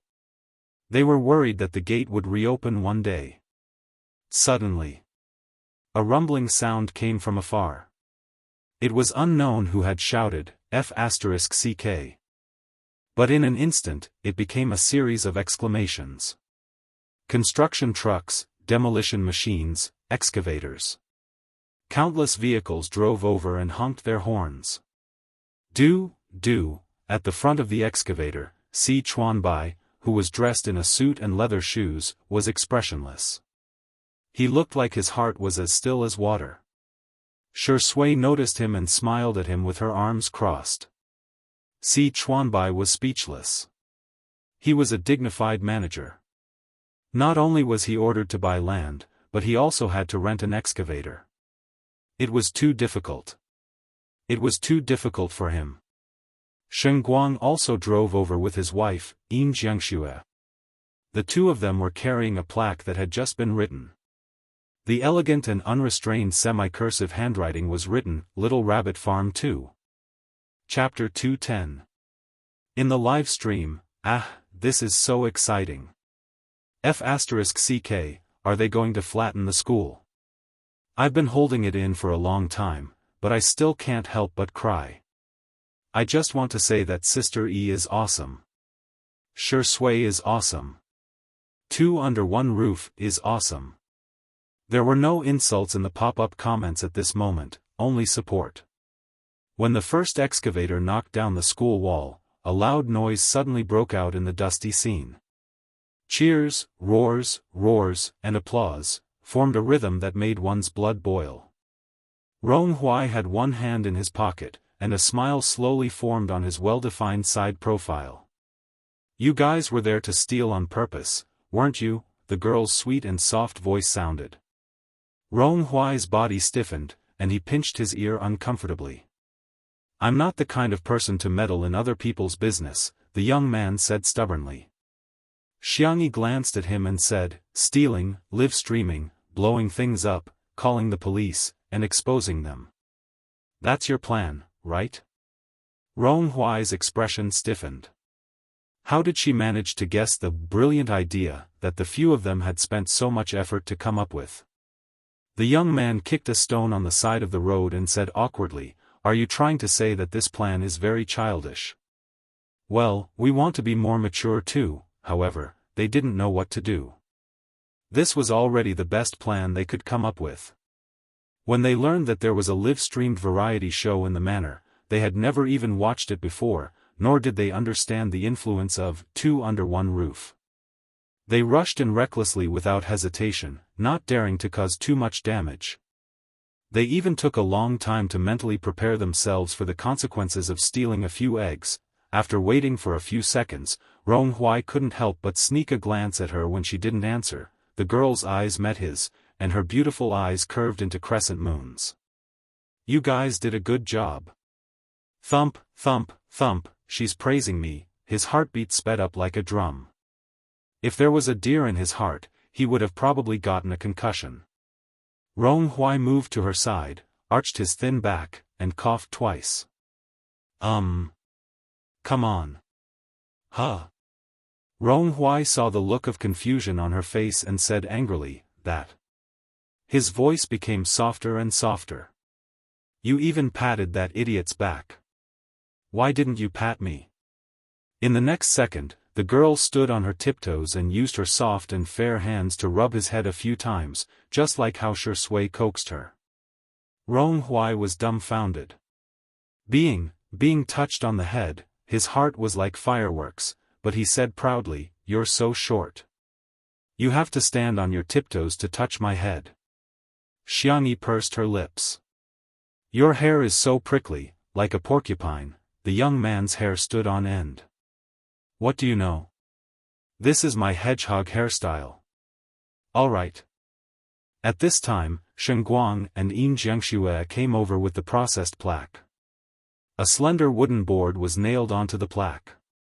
Yin Jianghu said, Little Xianxia, this is your farm. You should be the one to build it. Everyone turned to look at Xianxia. Not far away, machines roared and buildings collapsed, causing dust to fly everywhere. It was like the ruins in a doomsday movie. The shadows of the trees swayed and cast a large shadow. The girl happened to be standing at the boundary between darkness and light, her gaze calm and gentle. At that moment, a sentence suddenly popped up in Rong Hui's mind. Everything has cracks, and she is the source of light. Chapter 211. Xianxia blinked and said graciously, Okay. She took the simple plaque from Yin Jianghu's hands. Her melancholy dissipated a little, and the haters in the live stream immediately appeared again. Are you kidding me? What's the point of doing this? Hurry up and punish the bad guys. Also, think about what to do with these students in the future. Why are you still so particular about rituals at a time like this? Shen Guang really looks like a poor scholar. He might as well donate some money to the children instead of writing this. Rong Hui was thinking about helping Xiangyi dig a hole with a shovel, but before he could do so, he saw the girl pick a piece of soft soil and insert the plaque into the ground. She inserted it. Rong Hui. The netizens in the live stream? Although it's a muddy ground, how much strength do you have, little sister? From now on, this is no longer Mingxi Boys High School. Xiangyi smiled at the children in the crowd. It's Little Rabbit Farm number 2. Some people in the crowd burst into tears while others cheered. All the children, regardless of whether they were happy or sad, finally had expressions on their faces. They were no longer zombie-like walking corpses. In the live stream, the haters were all rebuked. Xiangyi and Shui are not the police, how do you expect them to punish them? Some people are just holding on to their keyboards and blabbering. What else can they do? Did you cook at the scene? Did you shovel the school? If you didn't do anything, then shut up. Ritual is never a derogatory term. It's the most direct way for people to express their inner feelings. For children, the most important thing is not the closure of the school, but the reconstruction of their psychological beliefs. To a certain extent, Xiangyi's insertion of the Little Rabbit Farm plaque is a declaration of the end of these children's purgatory lives. It's equivalent to giving those who are bent on death a desire to live. This has a very positive meaning. The experts would be in charge of the follow-up work. Under everyone's gazes, Xiangyi calmly got on the tractor. Shui and Xiangli, who were as tall as male models, squeezed in beside her again. The girl protested softly, "You can sit at the back too," Shui said calmly, "Your tractor doesn't even have a rear-view mirror." "I'll help you watch the road." Xiangli scoffed. "You're trying to curry favor for no reason." Seeing that the two of them were about to quarrel, Xiangyi had no choice but to mediate. All right, let's go." "Hey," Rong Huayang raised his voice. You're leaving just like that? Aren't you going to say anything?" The staff of the program team were also looking forward to seeing what words Xiangyi would say to encourage the healing process. The girl pursed her lips and threw down a particularly ordinary sentence. "No matter what happens, you have to eat well." After saying that, he started the tractor and left. Everyone. "That's it? Gone?" Someone shouted, "Big sister's words have a deeper meaning. Only when one is full will the body have strength, the brain will be able to think, and the heart will have the will to resist. This way, no matter what difficulties we encounter, we will be able to overcome them." Godly comment in the live stream, "Is that you, Chinese class representative?" However, this interpretation undoubtedly lifted the spirits of the children. The haze over everyone's heads was dissipating bit by bit. Back at the manor, Xiangyi was worried that Xiao Naofu would be hungry and was about to make cat food for it when she heard Xiangli suddenly say, "Tutu, my hand hurts." Hearing this, Shui raised her long eyebrows. Chapter 212. Hearing her brother say that his hand hurt, Xiangyi was extremely nervous. "How much does it hurt? Let me take a look." She held her brother's hand and examined it carefully. The comments in the live stream were extremely heated. B*tch Xiang, let go of our Dr. Gija's hand. You're the culprit who injured Dr. Xiang's hand. Why are you pretending to be kind? Was Li Ge drugged by her? Why is he calling her Tutu so intimately? Does she deserve it? Li Ji's hand was slender and well-defined. His skin was so fair that it was almost translucent. There were no external injuries on his hand. Xiangyi pressed a few acupuncture points and asked him how he felt. Xiangli said calmly, "It doesn't hurt that much. Maybe I'm just too tired. Then sit here and rest for a while. I'll bring the medicinal cuisine over. I'll give you a massage later." Xiangyi hurried over and personally brought the medicinal cuisine to him. Xiangli scooped up the soup with his right hand. With a loud clang, the spoon hit the edge of the bowl. Xiangyi's heart clenched and she bit her lower lip worriedly. My brother's hand, is that injured? I'll feed you? She asked carefully. Xiang Li's eyelids drooped and the red mole at the end of his eye was faintly discernible. It's okay, I'll just switch to my left hand. It could be said that he was a vivid portrayal of weakness and stubbornness. It was heartbreaking. Shui was speechless. Fine, I'm impressed by his acting skills. Xiangyi watched him eat the medicinal cuisine. She wiped his hand with a warm towel and gently massaged his wrist. Her technique was professional and she used just the right amount of strength. Xiangli squinted his slender eyes in comfort. Xiangyi massaged him for more than 10 minutes. Are you feeling better? She asked. I'm fine. Xiang Li's lips curled into a bitter smile. I'm used to it. Xiangyi was even sadder. She swore in her heart that she would definitely cure her brother's hand. Suddenly, Xiao Naofu, who felt left out, came to protest. It jumped into Xiangyi's arms and patted her shoulder with its pink and white paws, as if accusing her of being a scumbag. Meow, meow, meow. The baby tiger roared. Xiangyi said apologetically, wait a moment, I'll cook for you. Xiao Naofu rubbed against her collarbone, aggrieved. Meow meow, Shui, very good, even this stupid cat came to join in the fun. Xiangyi went to the kitchen. Xiangli raised his hand and scooped up Xiao Naofu onto his lap. The white kitten was a tiny ball, about the size of his palm. Xiao Naofu, who still didn't know much about its second brother, turned over innocently, revealing its little belly. It flicked its tail twice, waiting for this cultured and refined man to serve it. Unexpectedly, a dark light flashed behind the man's silver-rimmed glasses. Male? If it's a little older, I'll send it for sterilization. Xiao Naofu. For once, Shui agreed with him. Let's pick an auspicious day. Xiao Naofu was so scared that its tail curled up, its cat eyes tearing up. Woo-woo, these two men are so scary. Xiangli glanced at the luxurious 3-story cat villa not far away and frowned. Extravagant and wasteful, a kitten sleeping in a shoe box will do. Shui, a delivery box will do too. The audience in the live stream almost died laughing. Why won't these two men even let the cat off? Xiao Naofu in front of Xiangyi, showing off. Xiao Naofu after Xiangyi left, pitiful and cowardly, Movie King x Dr. X Kitten, rounding them up, they're a family of 3. This cult CP has hit the jackpot. Chapter 213. Just then, Xiangyi came out of the kitchen with a bowl of cat food. Xiao Naofu looked as if it had seen its savior. It bounced over and hugged the girl's slender ankles. What's wrong, Xiao Naofu? Xiangyi bent down and pinched its little ears. Xiao Naofu cupped her hand, not daring to meow. Rub its head, eat your food.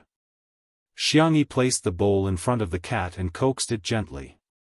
Xiao Naofu turned its grief into appetite and buried its head into the chicken and pumpkin rice. Xiangyi looked at the two men on the sofa and asked uncertainly, did you two bully Xiao Naofu? Although she felt that Shui and her brother were not childish people, Xiao Naofu looked too pitiful. Shui looked calm. Do I look like someone who would bully a kitten in your eyes? The man's rhetorical question stumped Xiangyi. The girl struggled for a long time, hesitated, and shook her head. Xiao Naofu looked up from the bowl, its eyes wide open.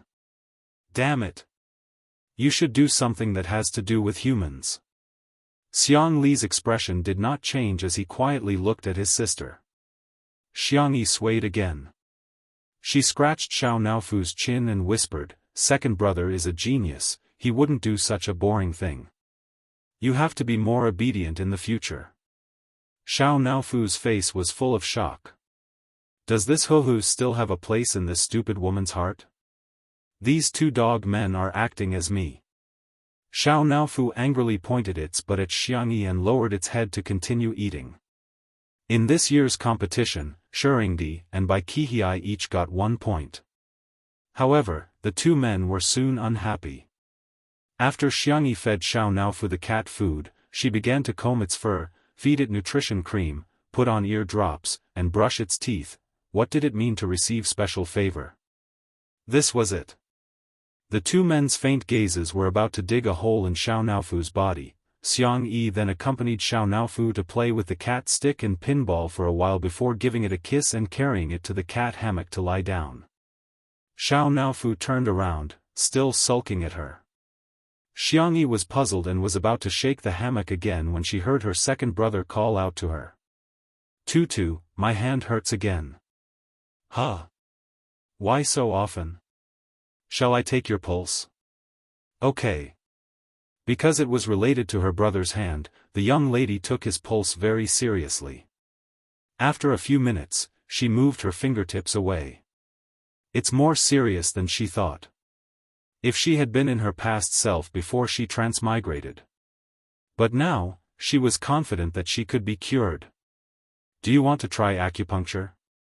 Conservatively speaking, his condition should improve a lot after a few acupuncture sessions. In the live stream, the netizens once again exploded. You just want to cripple Dr. Xiang.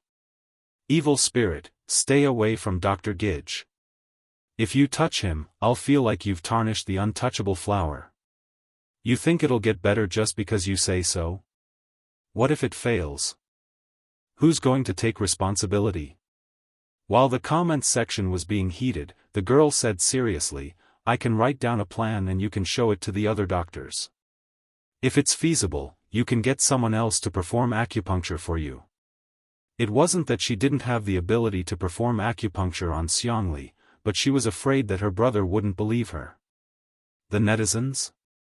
Xiangli suddenly smiled, revealing the red mole at the corner of his eye. He reached out his hand, the light blue veins on his fair wrist particularly obvious. His voice was gentle and clear. "You can do it. My tutu is trustworthy." Chapter 214. At that moment, Xiangyi thought that she was hallucinating. The girl looked up blankly and didn't respond for a long time. "Tutu, you're already 20 years old, why are you still so silly?" Xiang Li's tone sounded helpless, but it was more like he was doting on her. "What are you waiting for? I'm giving you a chance to bully me, aren't you?" When she was a child, apart from her brother whom she didn't dare to provoke, her younger siblings and uncles had all been bullied by Xiangli. Xiangyi finally reacted.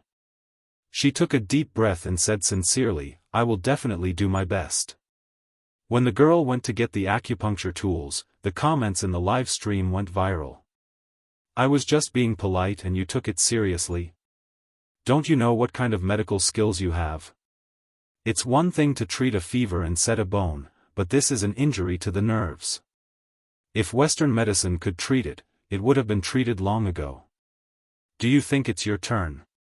"I'm convinced. Are these men creatures who think with their lower bodies? Why do they seem so mesmerized when they see the vase fairy? Ah, I'm so angry. Dr. Gidge is a national treasure in scientific research. Doesn't he have any bodyguards around to take down B*TCH Xiang? If she keeps messing around, Dr. Gidge's hand will never be able to recover." In fact, there were indeed special forces soldiers protecting Xiangli in the dark. However, Xiangli had always been assertive and no one dared to disobey him. Hence, they had no choice but to report it to their superiors. Soon, Xiangli received a call. His expression was calm as usual. "Yes. I believe in her. She will never hurt me. I will bear all the consequences alone. Don't implicate her." Hearing his words, the netizens in the live stream became even more confused. "Dr. Gidge, what kind of memory do you have? Have you forgotten that she was the one who caused your injury?" "Ah, this involves a blind spot in my knowledge. So, what's going on? Could there be something else going on? What's going on?" The video is real. The person climbing the rock is indeed the vase fairy. Fans, don't wash it, it's awkward. I'm not anyone's fan, but I should be considered the oldest in this live stream. To be fair, even if Xiangyi really harmed Xiangli, none of us have the right to forgive her on his behalf. But as long as he doesn't mind, no one else has the right to judge him, everyone was arguing on the internet. In reality, Xiangyi brought a medicine box over. She slowly disinfected the gold needles with an unprecedentedly solemn expression. People who were serious were always exceptionally charming. Many people in front of their screens were affected, and the live stream stopped for a while. I'm a little scared now. Xiangli looked at his sister innocently. Can you coax me? Shui was speechless. A person who dared to dissect a rabbit calmly at the age of 7 was now saying that he was scared? Only a fool would believe that. Xiangyi bit her lip. In fact, she was not very good at coaxing people. Other than making delicious food, all she could do was give out sweets. But there wasn't enough time to cook now, and second brother didn't like sweet things. She was a little anxious and subconsciously blurted out, "Gidge, can you be scared later?" The staff at the scene broke out in cold sweat. Sister E, we've only heard of eating later, but we've never heard of being scared later. Unexpectedly, Xiang Li's eyebrows relaxed into a smile. The gentle and refined man was obedient and cooperative. Okay, I'll try my best to wait. Everyone was speechless. Is that even possible? Xiangyi's face tensed up. Okay, I'm going to start then. Whoosh, the first needle accurately landed on the acupoint. Chapter 2:15. Then, the second and third needles, depending on the acupoints, the depth of the needles varied. Some were quick, some were twisted, and some were flicked. Xiang Yi was fully focused and deliberately slowed down. However, in the eyes of ordinary people, she was still too fast. Some netizens in the live stream began treating Xiang Yi from afar. How can anyone remove acupoints so quickly? You should at least find the right acupoint before inserting the needle. Wow, has this female star Xiang watched too many TV dramas? And she's watching it on 2x speed? How can acupuncture be done so quickly in real life? I'm a Chinese medicine practitioner. What kind of acupoints did she choose? She's just trying to be fast. She's obviously showing off. Anyway, I've never seen a Chinese medicine master perform acupuncture like this. After the acupuncture was done, Xiangyi's tense nerves finally relaxed a little. Shui handed her a tissue at the right time. She wiped her forehead with it, but the tissue was soon soaked. Xiang Yi asked her brother, "How do you feel?" Xiangli pondered for 2 seconds and said, The area where you inserted the needle is warm, and some parts are even a little hot. Apart from that, there's no other discomfort." After he was injured, he visited famous doctors all over the country, and the country had also invited local medical masters to treat him. However, it was only a little hot at most. It had never been as hot as it was now. It's normal to feel hot. Xiangyi heaved a sigh of relief. Since you don't feel dizzy, we'll leave the needle for 10 minutes. After the needle is removed, you should regain some feeling. Xiang Li's eyes lit up. How confident are you? He had never regretted saving his sister because although the core was not hers, the body was hers.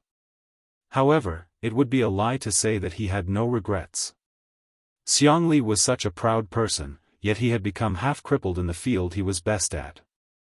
He would also feel defeated and powerless. But now, Xiang Yi actually said that he could regain feeling in his hand. Even if it was just a little, he would be satisfied. Xiang Yi looked at him in confusion. Since I'm treating you, I'm 100% confident.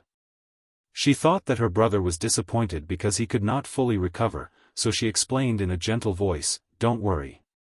Although you can only recover a little at a time, I promise that with the help of the prescription and moxibustion, your hand will be cured within 5 times. Let your senses completely recover." The girl's confident appearance seemed to glow. Xiangli stared at her. After a long while, he slowly exhaled. Okay, I will definitely cooperate with our tutu. The seemingly calm young doctor's heart was surging with waves.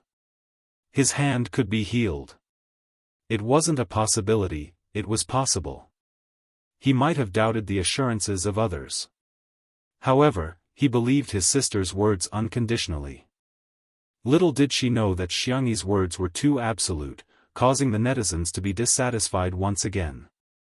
The blogger who first revealed that Xiangli was injured was furious and posted another long post. Frowny face noob baldy PhD, I thought Xiangyi V you were just young and ignorant. I didn't expect you to be so vicious. Do you know how desperate Dr. X has been this year?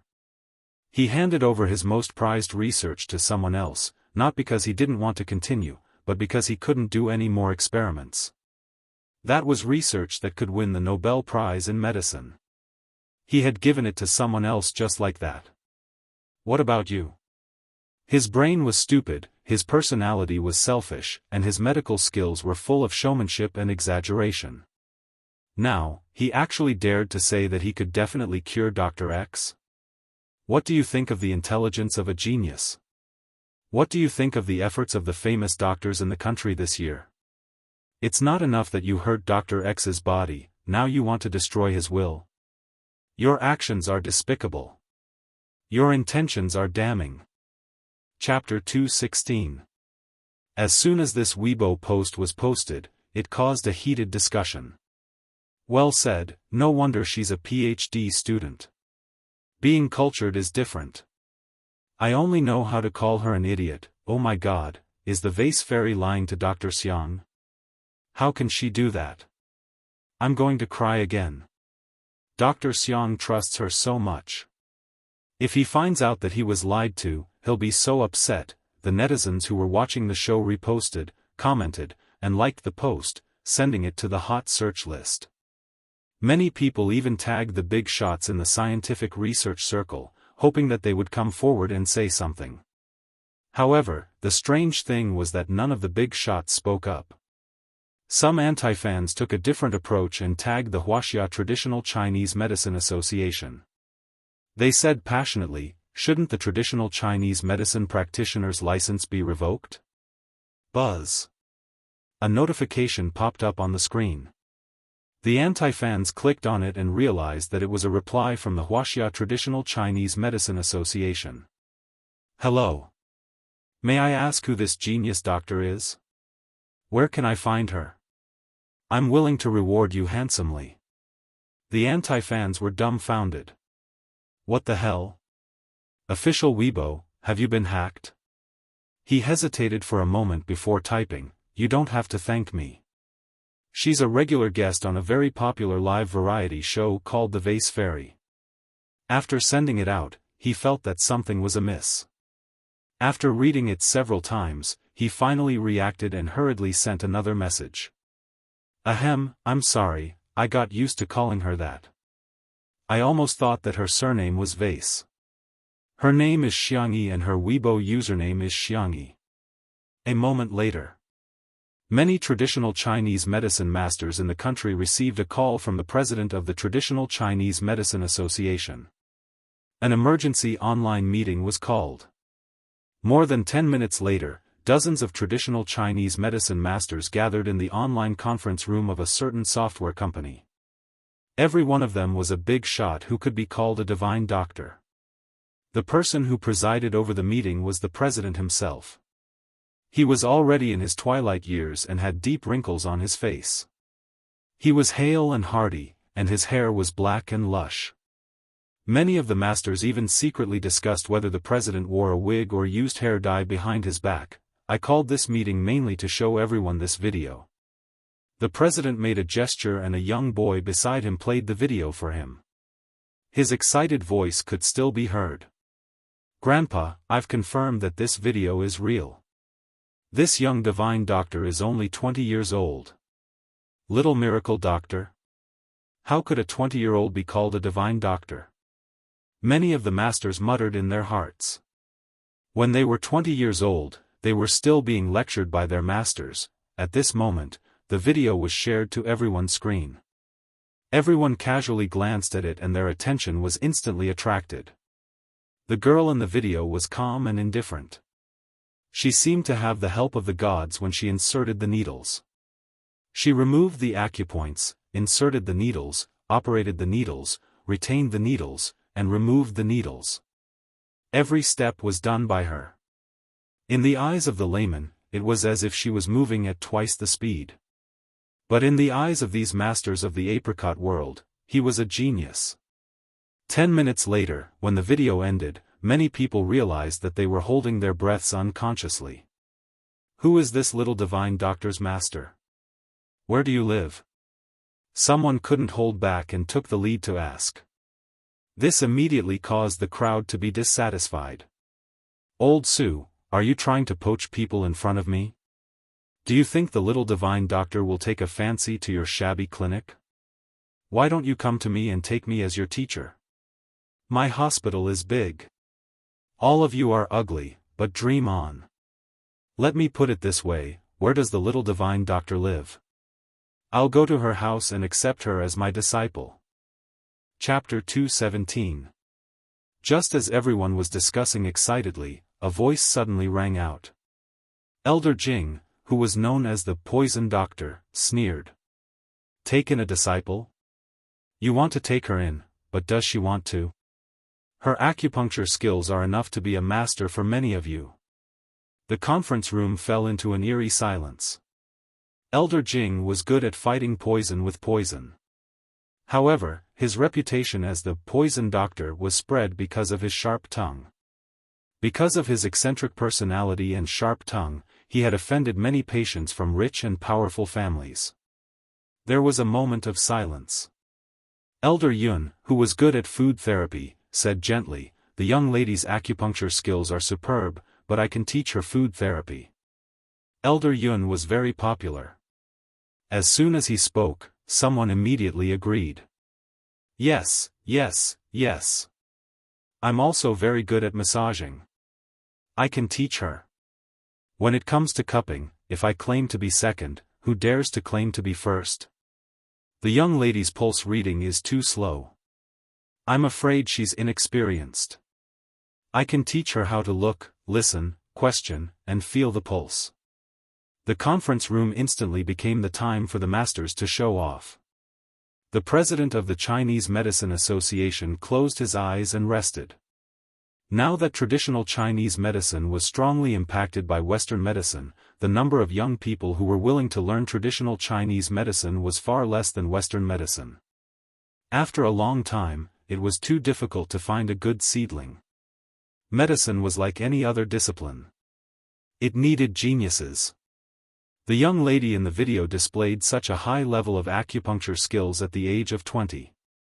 Without a doubt, she was a genius. If they could nurture her carefully and gather the strengths of various schools, it would be a great thing to revitalize the medical industry. Thinking of this, the president coughed a few times and everyone immediately fell silent.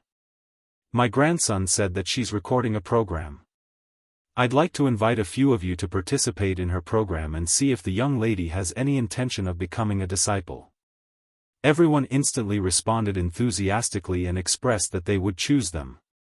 At the Manor, live broadcast site. Xiangyi put away the needles and tidied up the needles. Xiangli tried to move his right hand and a look of shock flashed past his eyes. He really could feel it. Originally, his hand could only do some simple actions, such as holding a book.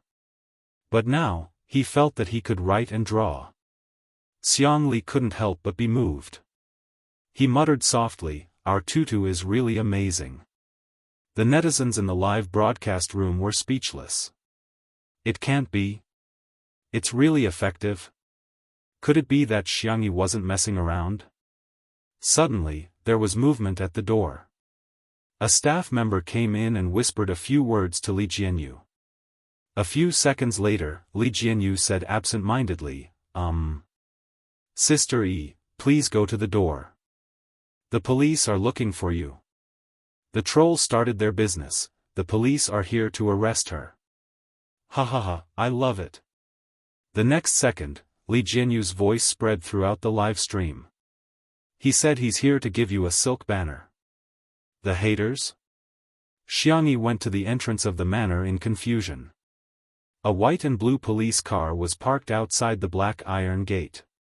When the uniformed policeman saw Xianxia, he saluted her and handed her a big red banner with a smile. There were a few big words written on it: frowny face, radiant angel, passionate citizen. Thank you, Madam Xianxia. You have contributed greatly to our investigation of the Mingxi boys' high school case. Xianxia, other than the mobile little red flag she had when she was a student, she had never seen this before. Thank you. This is what I should do. The netizens in the live broadcast room were dumbfounded. They had only seen citizens giving silk banners to the police. So it was the other way around? This was really too amazing. Chapter 218. There was an uproar in the live stream. Official acknowledgement, what the F***CK? This isn't a script, is it? She's just an ordinary, warm-hearted citizen. Putting everything else aside, Li Tao, rational discussion, what's the standard of a female celebrity in the entertainment industry to receive a silk banner from the police?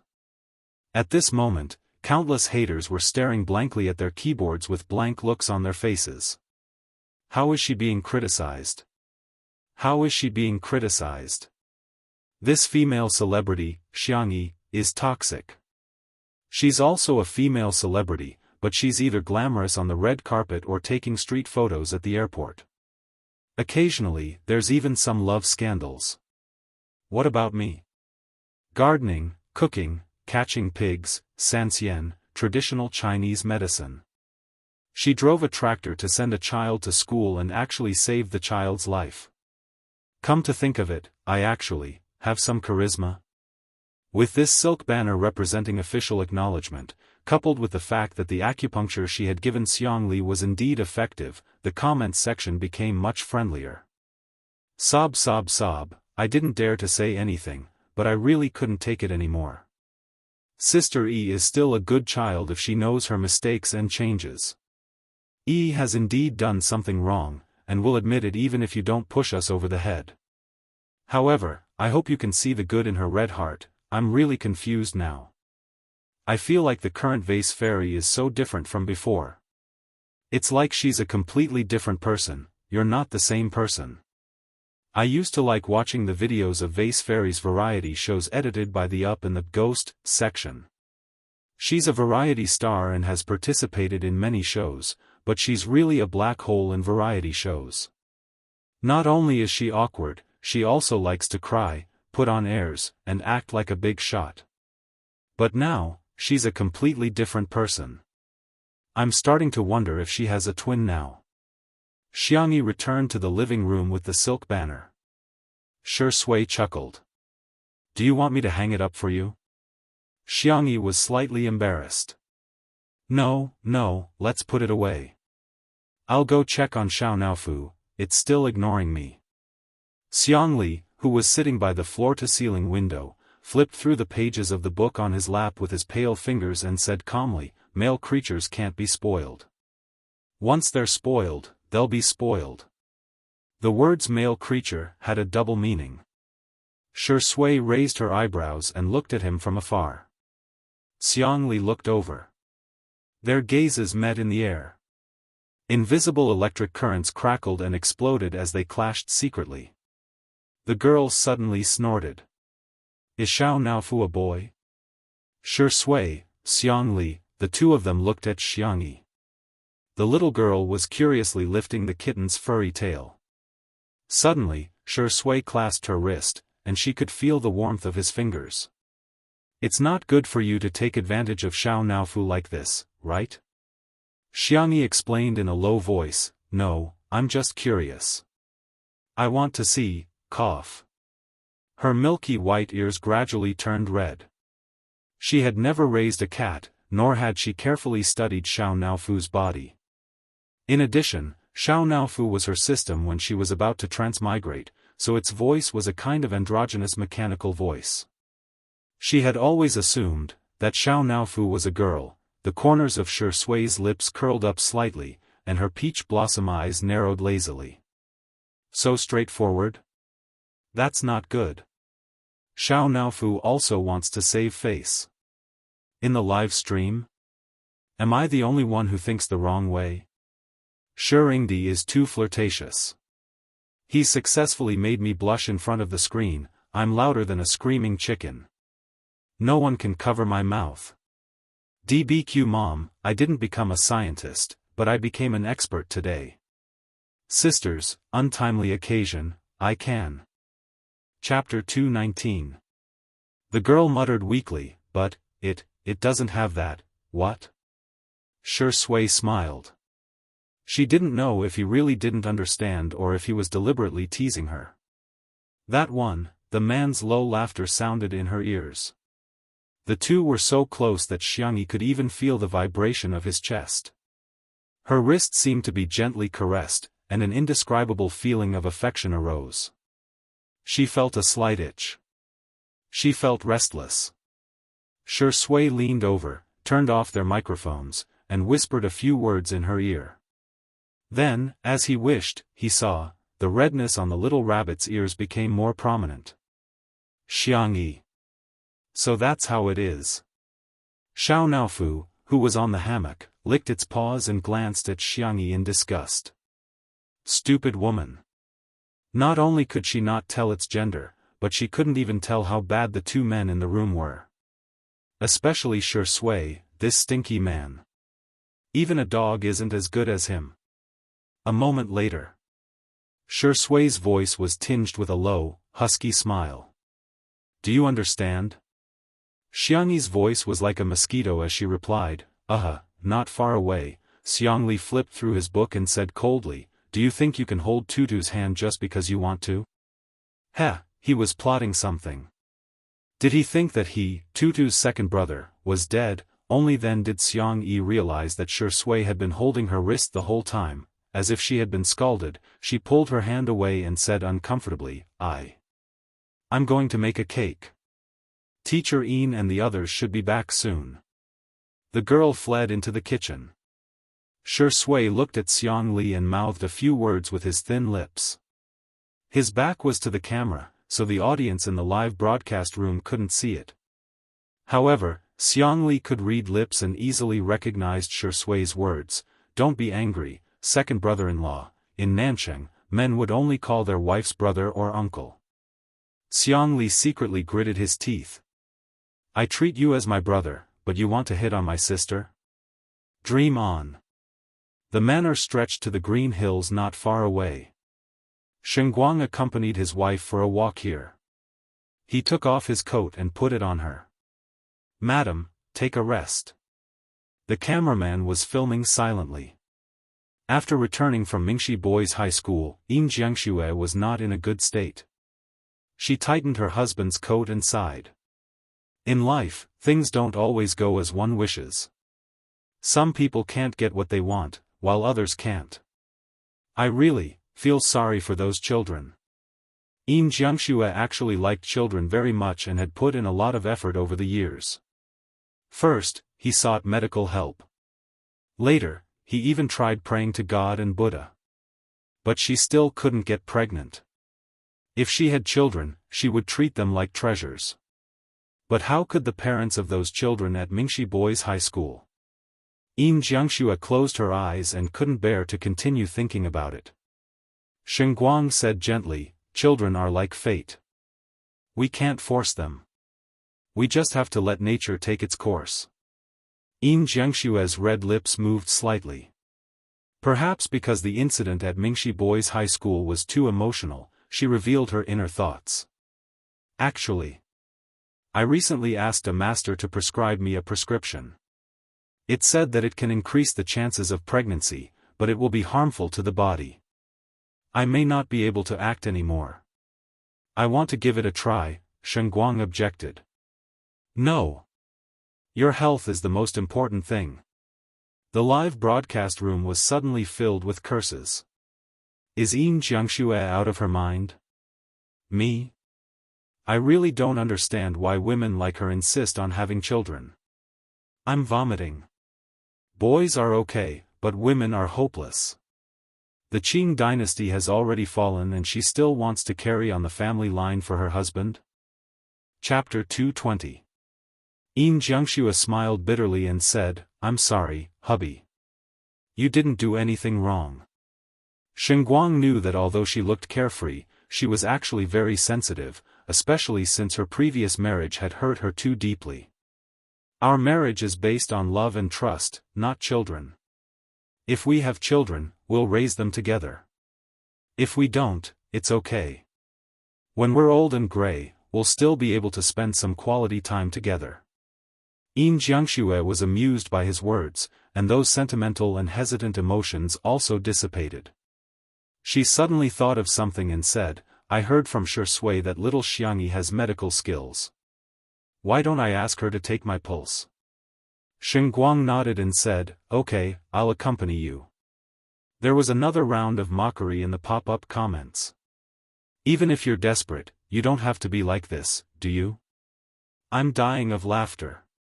Vase Fairy can't treat any incurable disease, let alone infertility. The female star of the Xiang family is full of brainwashing aura. Anyone who comes within 3 meters of her will be 100% effective, in the kitchen.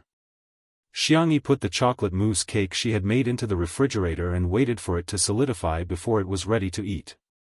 At the same time, there was a ding sound from the oven, indicating that the cupcakes she had made were ready. Xiangyi took out a plate and carefully decorated each with cream and cherries. She was done. She brought the cupcakes to the living room on a tray. Everyone else's cupcakes were of normal sweetness while Xiangyi's had a low-sugar flavor. Xiangli took a sip and a smile appeared on his face. As expected, Bunny still remembered his taste. Wow, little Xiangyi, you made a cake. Jiangxue, who had just returned from outside, saw the cake and her eyes lit up. Ah, but I've been on a diet lately, Xiangyi said, shall I make you a low-sugar one? Jiangxue waved her hand and said, no, I'll just take one bite. She picked up a cupcake and ate it. The fruit was fresh, the cream was dense, and the cake was sweet and fragrant. The combination was soft and delicate, yet it didn't lose its texture. It was delicious. Thus, one bite became many bites. She stuffed the dessert into her mouth and said vaguely, little Xiangyi, you must be a professional dessert chef. As a chef, she naturally felt a sense of accomplishment when the food she made was liked so much. Xiangyi smiled and made a cup of black tea for her. The cake was slightly sweet, and the slightly strong black tea instantly highlighted the taste of the cake. The next second, Shengguang's half-eaten cake was also snatched away by her. Madam, don't you want to lose weight? Shengguang helplessly asked. Shoo. Lower your voice, don't let my fat hear you. As long as I eat fast enough, the fat won't be able to catch up with me. Shengguang, ha, Teacher Yin, you're definitely the king of 2 under 1 roof. Mr. Sheng's expression is so affectionate. He probably really likes Jiangxue, who wouldn't love such a beautiful and interesting mama. Her acting skills are so good too, TSK, so what if she's outstanding? She's still a divorcee who can't even give birth. There's an idiot comment in front, I suggest everyone report it. After eating 3 cupcakes, Jiangxue finally stopped. She brushed her hair and pretended that nothing had happened. Shengguang reminded her, by the way, didn't you say that you wanted Miss Xiang to take your pulse? Ah, yes. Jiangxue looked at Xiangyi with anticipation in her eyes. Little Xiangyi, can you take my pulse? Chapter 221. Xiangyi said, of course, are you feeling unwell? Jiangxue did not hesitate and said generously, I want to ask if there's still a possibility of me getting pregnant. Xiangyi nodded slightly. Please give me your left hand. Jiangxue stretched out her hand and placed it in front of Xiangyi nervously. About 2 minutes later, the girl said gently, please give me your right hand. Pulse diagnosis was one of the looking, listening, asking, and feeling methods. It was said that a man's left hand was the woman's right hand, but in fact, it was more comprehensive and accurate to take the pulse of both hands. After taking the pulse, Xianxia frowned slightly and did not speak for the time being. Seeing her reaction, Jianghu's heart skipped a beat. However, although she was disappointed, she still turned to Xianxia.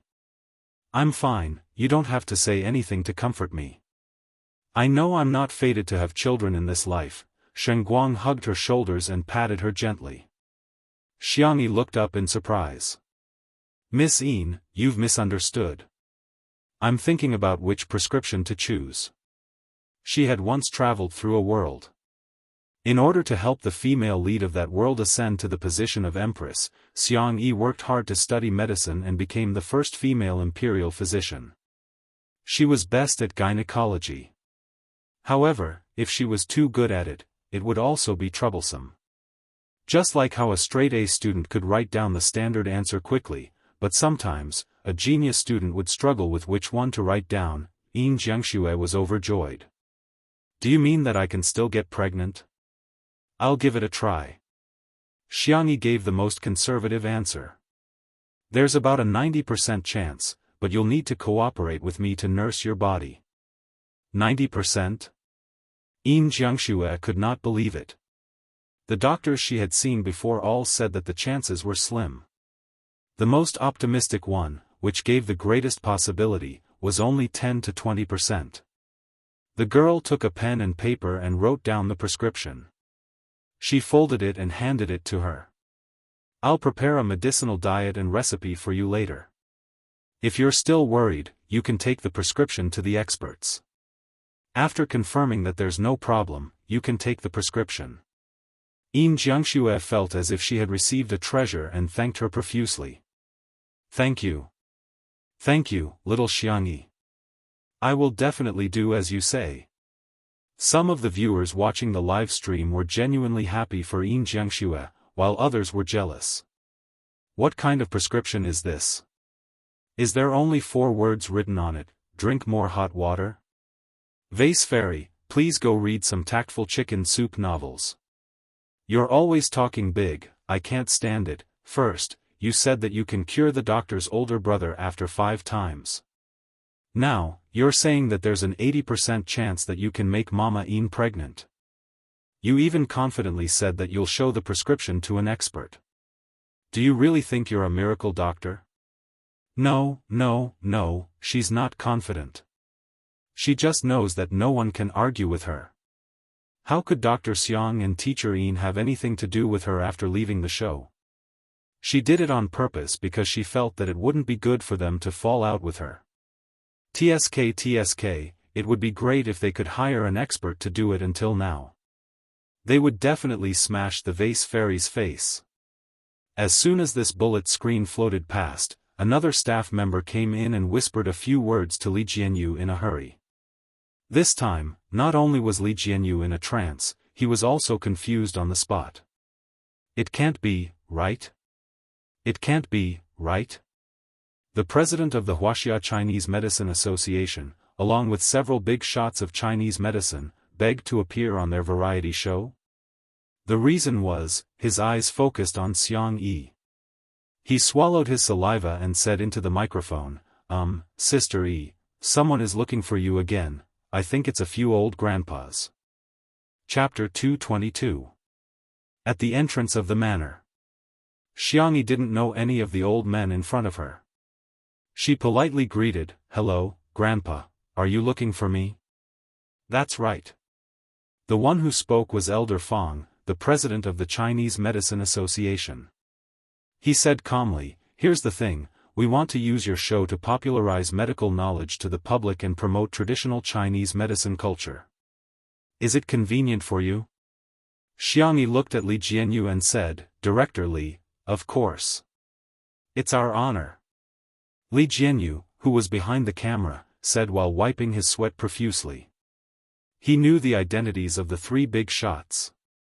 Elder Fong, the president of the Chinese Medicine Association, Elder Yun, the heir of Huichun Hall Medical Hall, Elder Jing, the chief master of Jishir Hall Medical Hall. If the 3 of them were to appear in Xianxia novels, they would definitely be the immortals hidden in the protagonist's ring.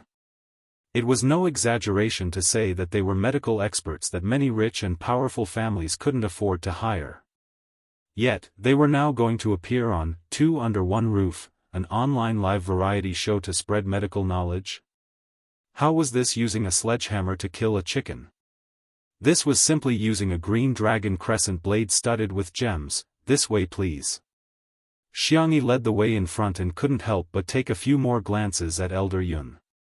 Elder Yun had a mild temper and he said with a smile, "Young lady, do you find me familiar?" Xianxia nodded and said, "Grandpa, there seems to be a photo of you in The Guide to Traditional Chinese Medicine Cuisine." "Oh? You've actually read the book I wrote?" Elder Yun's eyes lit up with joy. "Are you interested in diet therapy?" At the mention of the past, the young lady was a little embarrassed. "Actually, I read it as a recipe book. At that time, I was just learning medicine from my grandfather. Every day, I was either memorizing the names of herbs or prescriptions. I felt that it was too boring, so I cooked according to your book. My favorite food is your American ginseng double snow lean meat soup. It tastes especially good with some candied dates." Elder Yun smiled and didn't forget to give Elder Fong and Elder Jing a smug look. "This disciple of mine is mine." Elder Fong was unperturbed. He stroked his beard and looked like an otherworldly expert. Elder Jing snorted in disdain. "You've published a few books. Other than The Guide to Medicinal Cuisine that's a bestseller, the other books are all slow-selling. Which publisher doesn't cry when they see you?" Elder Yun, in addition to diet therapy, he also studied other aspects of traditional Chinese medicine. The books he wrote were profound and complicated, and he liked to quote ancient Chinese. Not only did he require the reader to have outstanding medical skills, but he also had to keep up with the literacy level. Otherwise, they wouldn't be able to understand what he wrote. As a result, most of his books didn't sell well. Elder Yun faintly smiled. "I heard that you were poisoned when you tried medicinal herbs a few days ago? I'm afraid you're the current Shenong, Li Shizhen of Nancheng." Elder Jing. He flew into a rage out of humiliation. "That's a foreign herb. I've never seen it before, so I was careless and fell for it." The live stream became a sea of joy. "I've found out. These people are all titans of the Chinese medicine industry, but they're like primary school students when they get along with each other. Ha ha ha, master.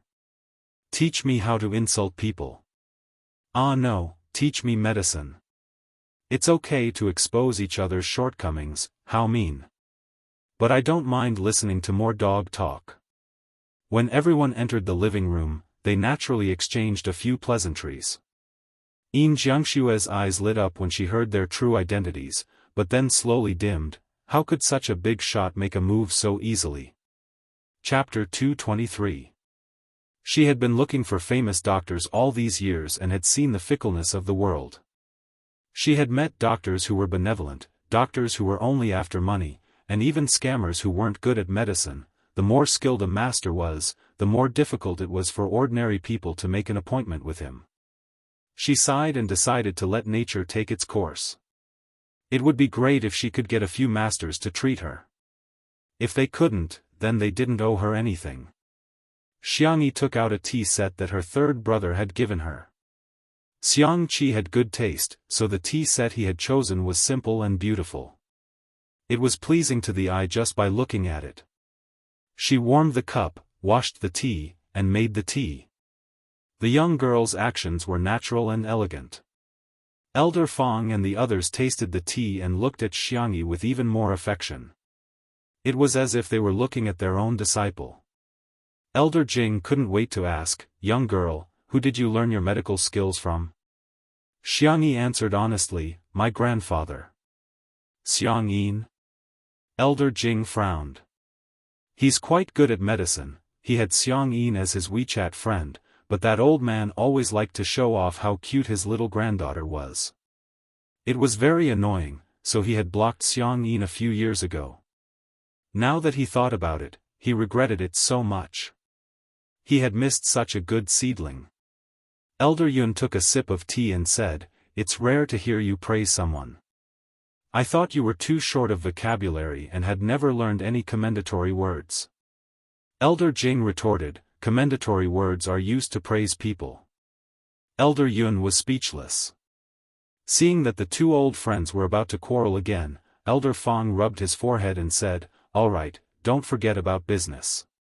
The two old men instantly shut their mouths and stared at Xiang Yi with burning eyes. The young girl instinctively shrank behind her brother. Xiang Li lowered his eyes and drank the tea. The corners of his mouth curled up slightly. However, Shi Sui seemed to have seen through something. He pushed his glasses up his nose bridge and asked with a smile, "How are you going to popularize medical knowledge?" "Our program team will cooperate fully." Elder Fong said faintly, "If we were to talk purely about theory, it would be too boring. I'm sure the young people in front of the screen wouldn't like to hear us talk about yin and yang, the 5 elements, evil energy, and cold energy. Therefore, we're going to use practical methods to convey it. Is there anyone present who is unwell? For example, excessive internal heat, cold, headaches, and so on." At first, no one dared to say anything out of fear of their identities. For a moment, the atmosphere was somewhat cold. Li Jianyu was the first to raise his hand.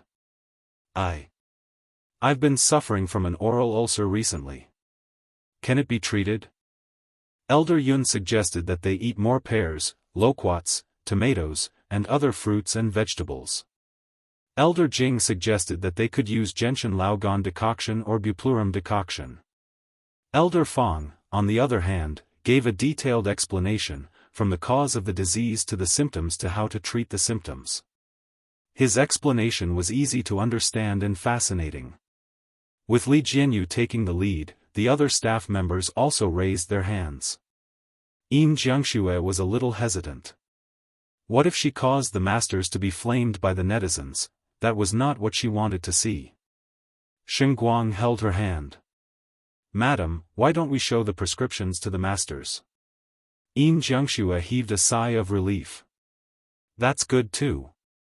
If the masters approved of Xiangyi's prescription, she could just follow the prescription." Thinking of this, Jiangxue handed over a prescription.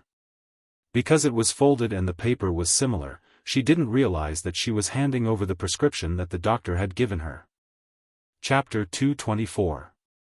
Old Master Fong took the prescription from her. The three of them first took Jiangxue's pulse, after which Old Master Fong opened the prescription and took a few glances at it. His brows furrowed. It was obvious that this prescription wasn't written by a young lady. He passed the prescription to Old Master Yun. Jiangxue asked uneasily, "Old Master Fong, is it because of my body?" After reading it, Old Master Yun had a similar reaction and passed it to Old Master Jing, who was the most proficient in pharmacology. The more Old Master Jing looked at it, the angrier he got. He had a bad temper to begin with and slammed the table, causing the tea to splash all over the table. "Nonsense! What kind of lousy prescription is this? It looks like a pile of expensive supplements, but it's actually just a pile. It's fine if it's just a temporary solution, but this prescription is also extremely harmful to the body. If you take it for a long time, not only will it be impossible for you to get pregnant, even your internal organs and meridians will be affected." Quack. No, this kind of person doesn't deserve to be a doctor. Jiangxue's face turned pale. "So, it's still impossible for me to get pregnant." The netizens in the live stream were furious. Wasn't this prescription written by Vase Fairy? I want to throw a gas can at her. She's treating human life like grass. She's deliberately trying to kill someone. Oh my god, she's quite polite when she calls her teacher Yin, but I didn't expect her to be so hypocritical. It's fine if you don't know how to treat it, but why do you have to harm others? Ah, big shots, look at the doctor's brother's hand. Has his condition worsened? I'm breaking out in cold sweat. F***ck, that's right. She even performed acupuncture on Dr. Xiang. That burning sensation won't hurt his nerves even more, right? Normal acupuncture won't cause burning. The comments were filled with anger, and many netizens even began to curse Xiangyi's ancestors. At the critical moment, Shui narrowed her eyes and said in a calm voice, "Mama Yin, that prescription wasn't written by Sister Yi, right?" As soon as she said that, someone angrily retorted in the comments, "Why does Shui always defend Vase Fairy? How dare he lie like that? She clearly wrote the prescription just now. Does she think that the tens of millions of viewers in the live stream are blind?" Yin Jianghu was stunned for a moment. She quickly rummaged through her pockets and realized that there was a prescription inside. Her mind was blown, and it took her a few seconds to calm herself down. She opened it and was filled with apologies. "I'm sorry, this is the prescription that little Xiangyi gave me. I'll have to trouble you guys." "Oh?" The little miracle-working doctor opened it. Elder Jing was the first to snatch it over and looked at it carefully. The more he looked, the brighter his eyes became. It could be called a good prescription. However, if he were to perfect the formula, it would be even more perfect. Elder Yun couldn't wait any longer. "Let me see." Elder Jing turned around childishly, "No. Mine." This was his future disciple, and he should be the one giving pointers. Elder Yun complained to Elder Fong, "President, look at him. How can he be so domineering?" Elder Fong was also a little speechless. He coughed lightly, indicating that Elder Jing should not go overboard. Only then did Elder Jing reluctantly move the prescription towards Elder Yun. "Then, let's look at it together." Elder Yun put on his reading glasses. The two old men, who were more than 100 years old, were full of praise as they looked at it. They were like the bootlickers in music games. "This handwriting is as sweet as a tree and as gentle as a breeze. The combination of these herbs is novel and unique. This dosage is also very mild. It's best to use it to nourish the body." Thousands of words turned into a sentence that the two of them slapped their thighs in unison. "Wonderful." Chapter 225. That was followed by the exclamation of "Wonderful." The netizens in the live stream were dumbfounded. The Vase Fairy wasn't the one who wrote the first prescription that was criticized. The Vase Fairy was the one who wrote the second prescription that was praised so highly. Not only the netizens, but the executives of Muyao TV were also about to vomit blood. The number of viewers in the live stream of Two Under One Roof had reached 10 million. The executives also received news that many national brands had begun to contact Two Under One Roof. At first, no one was interested, but now, they were scrambling for sponsorship. It was said that the highest bid had already reached 50 million yuan in sponsorship fees. And a variety show could have multiple brand sponsorships at the same time. On the other hand, eating well for all three meals, which they spent hundreds of millions to invite Zhuo Yi and Pop Queen Jiang Yun, still had a lukewarm 4 to 5 million viewers. At the beginning, the idea of Two Under One Roof was proposed by Li Jianyu, and Li Jianyu was forced to leave. The station head's face was dark and cold as ice as he stared at a certain figure at the conference table. That person was the executive who defended Chen Mian and forced Li Jianyu to leave. Because of his actions, the station was now losing at least a few hundred million yuan. If Li Jianyu had stayed, wouldn't the success of Two Under One Roof now belong to Muyao TV? The station head flew into a rage and told the executive to get lost on the spot. He slammed the folder in his hand and questioned, "You found Zhuo Yi and Jiang Yun, for 100 million yuan? Why can't you find an artist like Xiangyi? Isn't it just cooking, musical instruments, and Chinese medicine?" The deputy director sneered, "Then why don't you tell me how to find one? These things aren't something that can be learned in a day or two. Culinary skills are fine, but at the same time, musical instruments are rare. If you include Chinese medicine, aren't you just making things difficult for me? Even if we do find her, do you think that person will have the same conditions as the Xiangyi family's manor? Can there be a high-tech farm that creates jobs for farmers like Little Rabbit Farm? Okay, let's say there is. But who can invite a famous director, an esports god, a designer who won the Muse Award, a popular boy band, a national treasure doctor, and a divine doctor at the same time? If you can do it, why don't you do it? A series of questions caused the scene to be deathly silent like cicadas in winter. God! Is this woman crazy? The station manager was also stunned.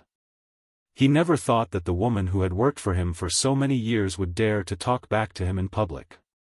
You're just a woman. Giving you the position of deputy director is already enough of a favor for you, yet you still don't know what's good for you. The station manager was furious, but considering her ability to work, he couldn't just fire her directly. He could only threaten her, "You're suspended without pay immediately and reflect on your mistakes. You're not allowed to come to work without my notice." The deputy director, Yuan Qing, sneered.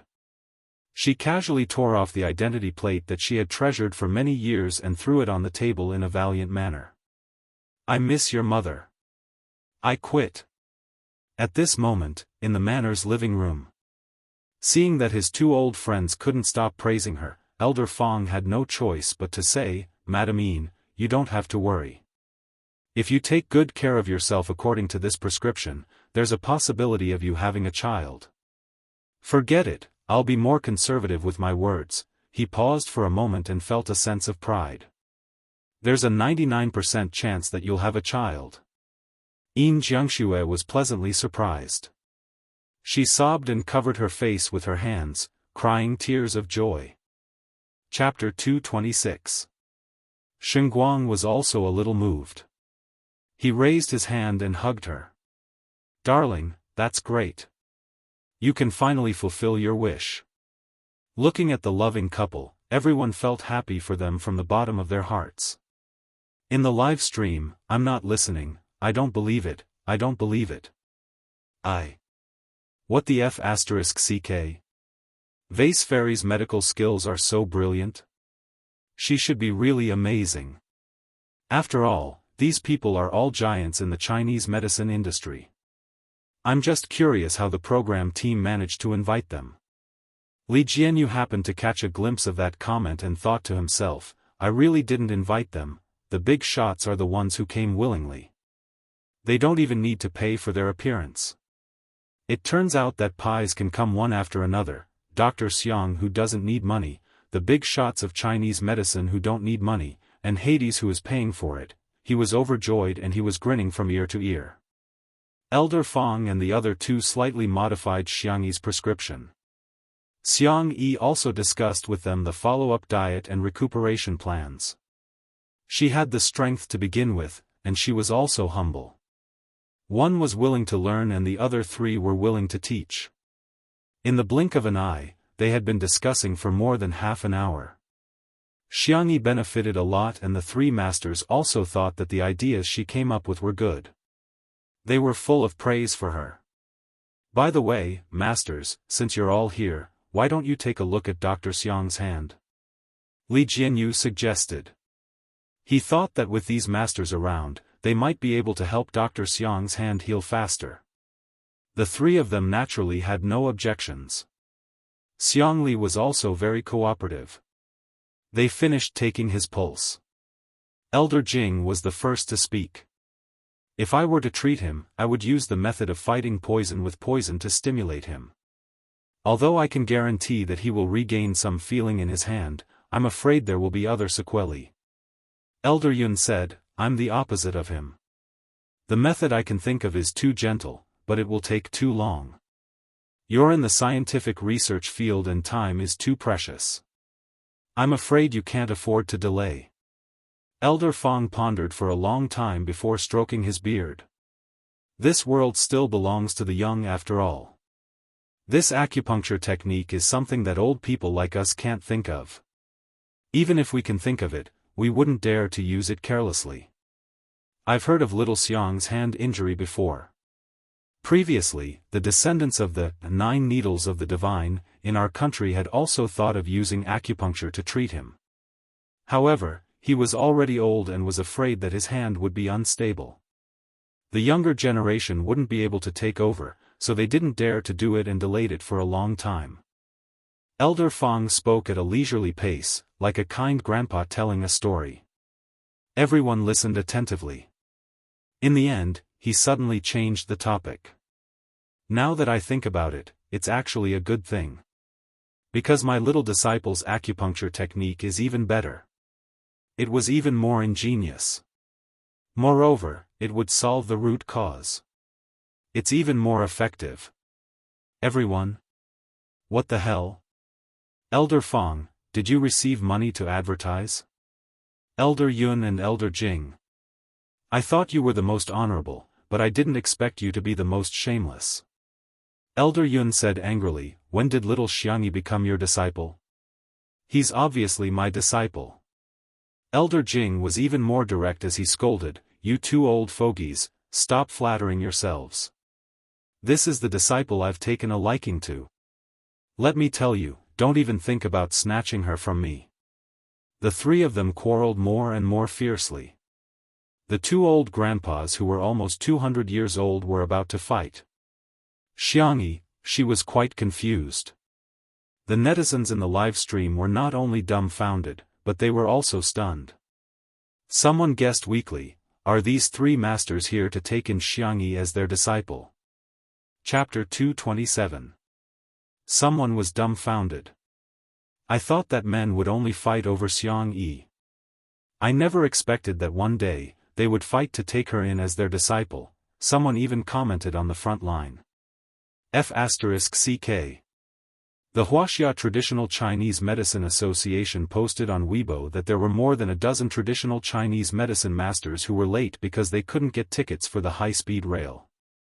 These masters are all here to take Xianxia in as their disciple. One of the masters even publicly said that Elder Fang and the other two got a huge advantage because they were from Nancheng. The netizens were speechless. They never expected such a reversal. The vase fairy whom they looked down on was actually the target of all the traditional Chinese medicine masters. She wasn't the one begging to be their disciple, but the masters were begging to take her in as their disciple.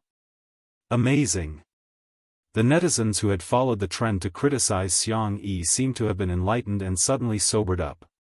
Thinking about it carefully, did Xianxia really do something unforgivable? No. She played the electric guitar for the brothers of C7 at the annual gala of Tomato Entertainment. At Mingxi Boys High School, she had cooked a heartwarming meal for the children who had suffered so much. She had even uprooted the prison that was the source of all evil. She performed acupuncture on Xiang Li and wrote a prescription for Yin Jiangxue. She was so tired that the sweat on her forehead could soak the tissue paper. Looking back at the negative comments that they had posted, these people suddenly felt a little upset. She seemed, not only did she not do anything outrageous, she was actually a nice girl. However, there were also people who couldn't forgive her, especially the blogger Noob Baldy PhD, who posted on Weibo.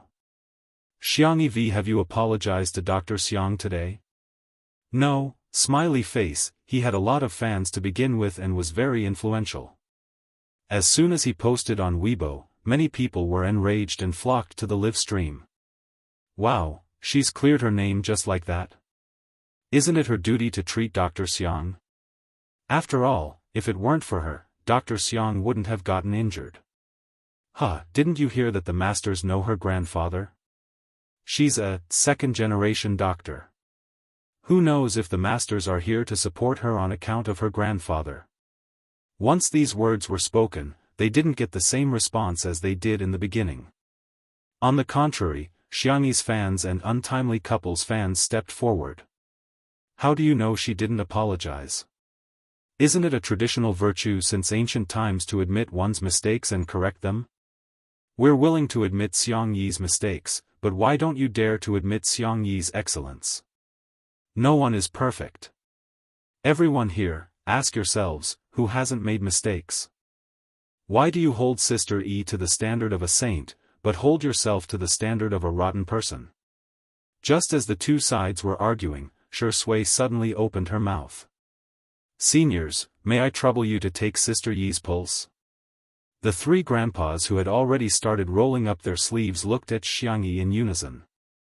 Little disciple, where are you feeling unwell? Disciple, why didn't you tell me earlier that you were feeling unwell? My beloved disciple, stretch out your hand. Don't panic. With me here, you will be cured. Xiangyi looked at Shui in bewilderment, not understanding why he was doing that. Old Master Fong and Old Master Yun each grabbed one of Xiangyi's hands. Old Master Jing, who was a step slower, beat his chest and stomped his feet, wishing he could release a poisonous centipede or scorpion to bite the two old men. At this moment, Shui said leisurely, Sister Yi has lost her memory in the past year and has only recovered recently. I'm worried if there will be any sequelae. As soon as she said that, there was an uproar in the live stream. Vase Fairy has amnesia. Chapter 228. Oh my God, art indeed comes from reality. What the f***ck? That was why it made sense. She was stupid last year because she lost her memory. Now that she has regained her memory, she's normal again. I've always liked Sister Yi's looks. I've watched all the television dramas and variety shows that she has participated in.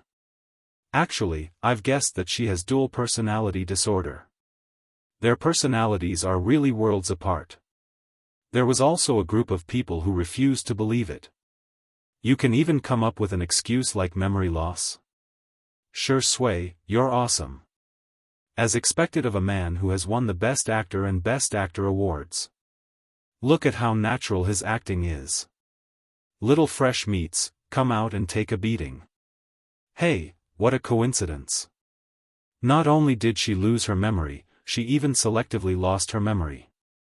She can even recover after losing her memory. I'm impressed. Next time, she might as well say that her soul was possessed. Elder Fong and Elder Yun were extremely cautious and serious when taking her pulse. After a long time, Elder Fong said, judging from your pulse, your body is indeed still a little weak. You shouldn't work too hard in your daily life. Before he could finish, Elder Yun interjected, my dear disciple, you need to nourish your body well. Why don't you come back to the medical center with me and eat supplements for a few years? I guarantee that you'll recover from all your illnesses. Everyone was speechless. Supplements aren't supposed to be taken on a daily basis. Since when are they supposed to be taken on a yearly basis? Also, isn't it too natural for you to call me your beloved disciple? Elder Jing was displeased. Who are you looking down on? Our family may lack everything, but we don't lack good food for our little girls. My dear disciple, come with me. You'll have plenty of ginseng, bird's nest, and snow lotus. Elder Fong stroked his beard, looking otherworldly and otherworldly. However, he was extremely shameless. Disciple, since Grandpa Jing and Grandpa Yun are so enthusiastic, go to their house for 3 meals a day. After that, come back to me to learn medicine. If you can pack some 100-year-old ginseng or something for me after eating, that would be even better. Elder Jing was speechless. Elder Yun was speechless. Damn it. Why don't we order takeout for you? Xiangyi was speechless. If she didn't know how to take her own pulse, she would have thought that she was weak and on the verge of death. His body had been tormented. At most, he would be a little malnourished. After adjusting his daily routine and supplementing his diet, he would be able to recover in a month. Netizens, is it okay to use supplements to abduct Sister E online? Ha ha ha, I love it when these old men argue with each other. They're probably the worst of friends. I suddenly realized that the choice is in Xiangyi's hands. There are so many Chinese medicine masters for her to choose from like cabbages. I'm so jealous. Hee, a weak body doesn't prove that you've lost your memory. No matter how amazing Chinese medicine is, it can't reverse time and reverse memory loss. At this moment, Xiang Li pulled out a black-covered notebook from his backpack. The netizens in the live stream were very curious. Is the notebook of a big shot like the doctor's brother full of scientific research secrets? The next second, he opened his notebook and took out a few pieces of folded A4 paper from it. He asked politely, "Sir, I'm sorry. This is Tutu's medical record. Can it be used as a reference?" Netizens? Why would a scientific researcher, who was a national treasure, carry the medical records of a female artist in the entertainment industry with him? Following his movements, an ID photo fell out of the notebook. The camera happened to capture the photo. A young girl with 2 ponytails and no makeup was smiling sweetly at the camera. Damn it, why does this woman look exactly like Xianxia? Chapter 229. Apart from Shui, no one else at the scene noticed this little episode. Xianxia calmly picked up the ID photo and put it back into his notebook as if nothing had happened. The netizens watching the live stream were extremely excited. Does Xianxia fancy Xianxia? I think Xianxia doesn't look at Sister E the way a man looks at a woman. Instead, it's the way a brother looks at his sister. Speaking of that, I, a fan of the untimely couple, can't help but say that Shui is staring at his wife like a maniac today. The 3 masters studied Xiangxi's medical record. Amnesia is a disease caused by trauma to the brain. One's consciousness, memory, identity, or normal integration with the environment are all damaged. Old Mr. Fong frowned and said, "At present, there are no clear treatment measures for amnesia, and acupuncture therapy is not very mature either." Old Mr. Fong continued, "However, since she can recover, it means that her condition is improving. She just has to pay more attention in the future and slowly recuperate." With the medical record as evidence and old Mr. Fong's statement, the public opinion in the live stream was completely reversed. So it's because of amnesia. Ah, it's been so hard on Xiangxia. She's taking the blame for herself. No wonder her personality is so different. When she lost her memory previously, she was really annoying. Now that she has regained her memory, she's quite adorable. Many netizens had accepted the fact that Xiangxia had lost her memory for a year. However, there were also some who couldn't accept it. They've really put in a lot of effort to clear Vase Fairy's name. Even if she has amnesia, she's still the same person. It means that she's just pretending to be gentle on the surface. She's subconsciously a B***TCH. TSK, after a murderer kills someone, can he also say that he killed someone because he lost his memory and shouldn't be responsible for it now that he's awake? In the manner. Xiangxia naturally put his arm around Xiangxi's shoulder and thanked old Mr. Fong and the others. "Thank you so much, seniors." Xiangxia twisted her neck stiffly and looked at him in disbelief. Xiangxia suddenly flicked her forehead and said, "I'm sorry, it's my fault." Huh? Why is Xiangxia apologizing to me? It's my uselessness that caused our Tutu to be misunderstood. If I was a little stronger, I wouldn't have hurt my hand. Xiangxia panicked. No, it's because, she suddenly froze, not knowing how to explain. Xiangxia tried to smooth things over. When you lost your memory, your mind was like that of a toddler. If I didn't save you, the consequences would have been unimaginable. You were scared out of your wits at that time. I didn't take those words to heart. I've never regretted saving you. Everything was a rational choice. I hope you won't blame yourself for it. It's just a hand. It's not as important as your life. He said it casually, as if the suffering he had suffered in the past year was nothing at all. Xiangxi's eyes reddened. Second brother. Was he going to take all the responsibility on himself? The netizens in the live stream were also stunned. No way, right? Is Dr. Gidge so lovey-dovey? The next second, don't cry. His tone was helpless and gentle as he gently rubbed his finger against the tears at the corners of her eyes. Coaxing you is much harder than solving problems. Others may think that you're a bad person, but in my eyes, our Tutu is the best sister in the world. Chapter 230. After a few seconds of silence in the comments section, a dizzying barrage of pop-up comments flooded in. Brother? Biological brother? This is going to be the hottest topic of the year. I told you they're biological siblings. Exactly, Xiangli and Xiangyi sound like their family. Stop trying to be wise after the fact. You guys were the ones who scolded them the most just now. How pretentious. Were you born in a plastic bag? All the clamor seemed to have been paused. Xiangyi raised her little face and stared at her second brother in front of her in a daze. Tears welled up in her eyes and she tried her best to hold them back. However, the moment he coaxed her, tears welled up in her eyes. She was actually, really not that strong. In front of outsiders, she could remain calm no matter how aggrieved she was. However, in front of her brother, she couldn't keep her cool at all. As soon as his sister started crying, Xiangli immediately panicked. He was indeed not good at coaxing girls. All he knew was to pat her back clumsily, again and again, patiently and gently. Shui remained silent and turned to the side to block the camera for her.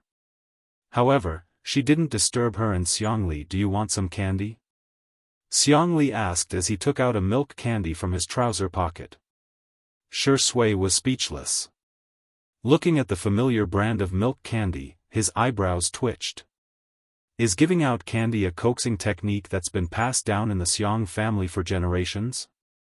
Xiangyi sobbed and said, I just want to cry. As soon as she spoke, the hearts of the fans in the live stream melted. I declare that from now on, I'm a mommy fan. Damn. Sister E is so meek in front of her brother.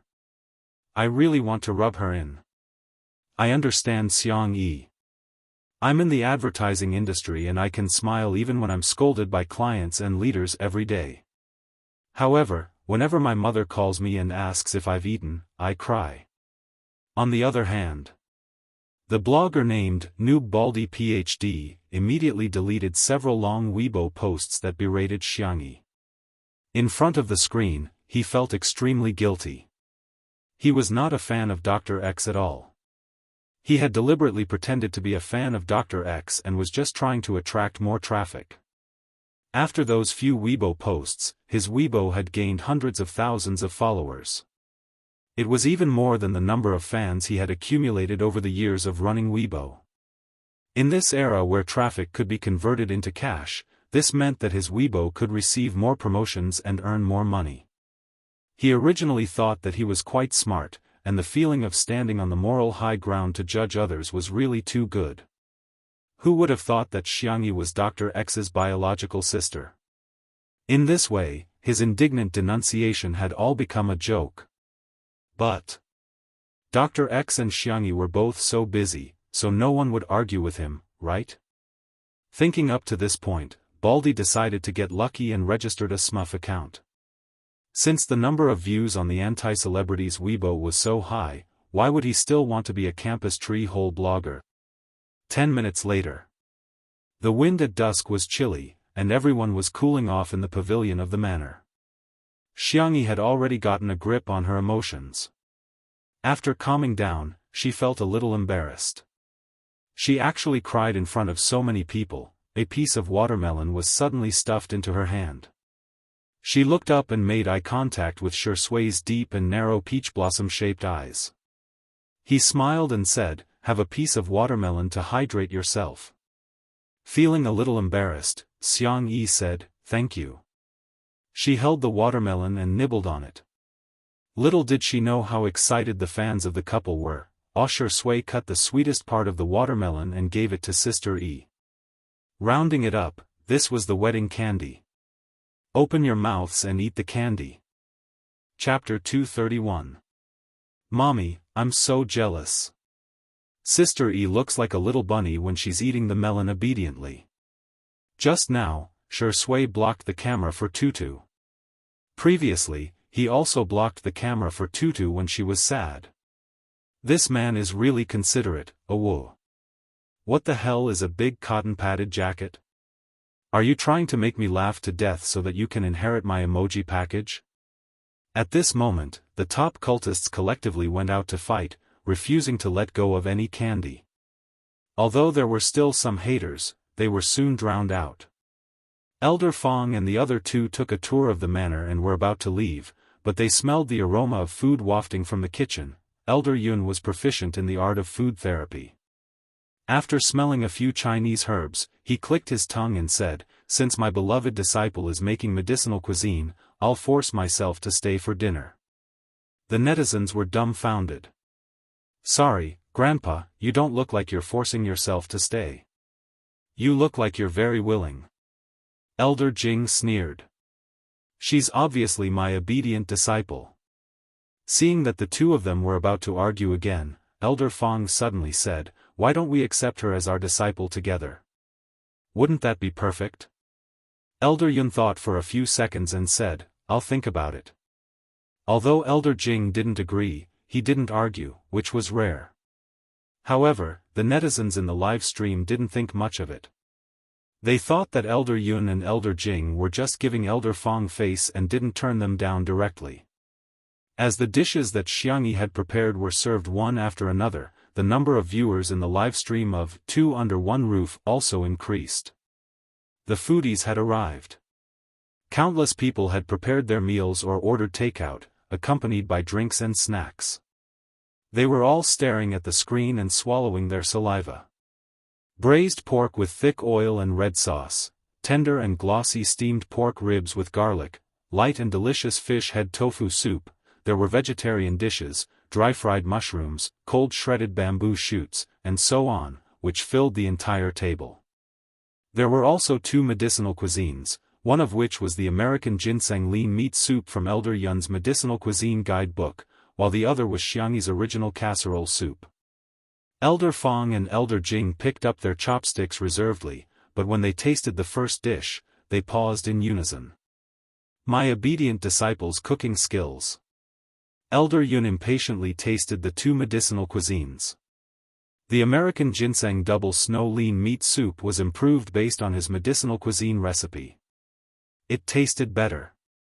As for the casserole soup, through the combination of food and fine cooking, it looked, smelled, and tasted perfect. He had truly achieved the point where medicine borrowed the taste of food, and food aided the medicine's medicinal properties. Bitter medicine had turned into delicious medicine. After drinking 2 bowls of soup, Elder Yun suddenly put down his bowl with a solemn expression. Xiangxia said gently, "Grandpa Yun? Is the food not to your liking? Why are you calling me Grandpa Yun?" Elder Yun pretended to be angry. "Call me Master." Elder Jing was anxious. "You're really annoying." However, Elder Yun said earnestly, "Come, my beloved disciple, this is your second master." "Elder Jing?"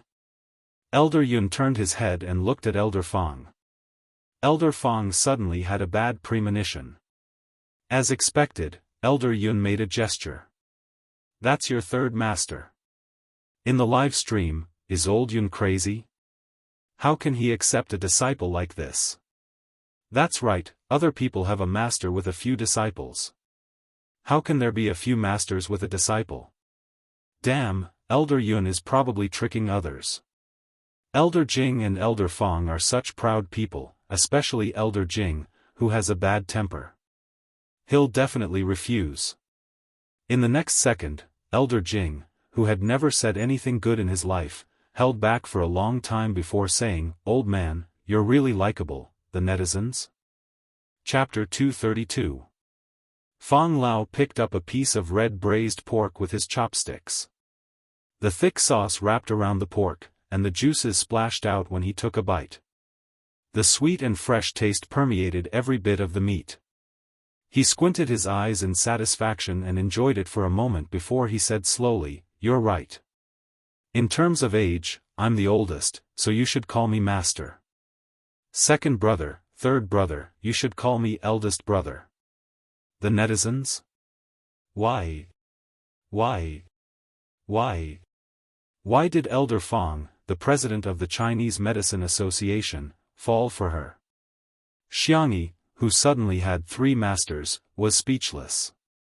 The girl didn't know whether to laugh or cry. Grandpa Fong, Grandpa Yun, Grandpa Jing, although I'm very interested in medical skills, I'm afraid I don't have time to learn recently, since she had promised to record 2 under one roof, she had to do what she said. Otherwise, it would make things difficult for Shi Sui and Li Jianyu. Elder Jing looked around and said, "The scenery here is beautiful and the air is pleasant. I can stay here and teach my beloved disciples some medical skills." Elder Yun, "Yes, it's quiet here and suitable for meditation." Elder Fong, "Little disciple, you won't dislike me, right?" Sai, "We're old men, it's inevitable that people will dislike us." Xianxia hurriedly said, "That's not what I meant. Grandpa, you can stay as long as you want. I'm just afraid that I won't be good enough and will let you down." Elder Fong had been waiting for her to say that. He winked at his entourage and someone immediately brought over a brocade box and respectfully placed it in front of Xianxia. Xianxia opened the box to see a piece of high-quality ginseng inside. At a glance, it was at least a few decades old wild ginseng. "Grandpa Fong, I can't." Xianxia wanted to decline politely, but she heard Elder Fong say calmly, "It's a gift for you. You can eat it as a snack. It's not something expensive." The netizens? Eat ginseng as a snack? I'm kneeling to the big boss. Those who don't know better would think he gave her a carrot. I've seen a ginseng of similar size sold for 6 figures. Elder Yun also had someone bring over a gift, a box of Tianshan snow lotus. Before Xianxia could open her mouth, he calmly said, "Don't be so courteous with your master. Drink the flower tea to dispel coldness, remove moisture, and beautify your complexion." The netizens were speechless. Snow lotus, flower tea. Forget it, I'll turn my mic off. Only Elder Jing's eyes widened like copper bells.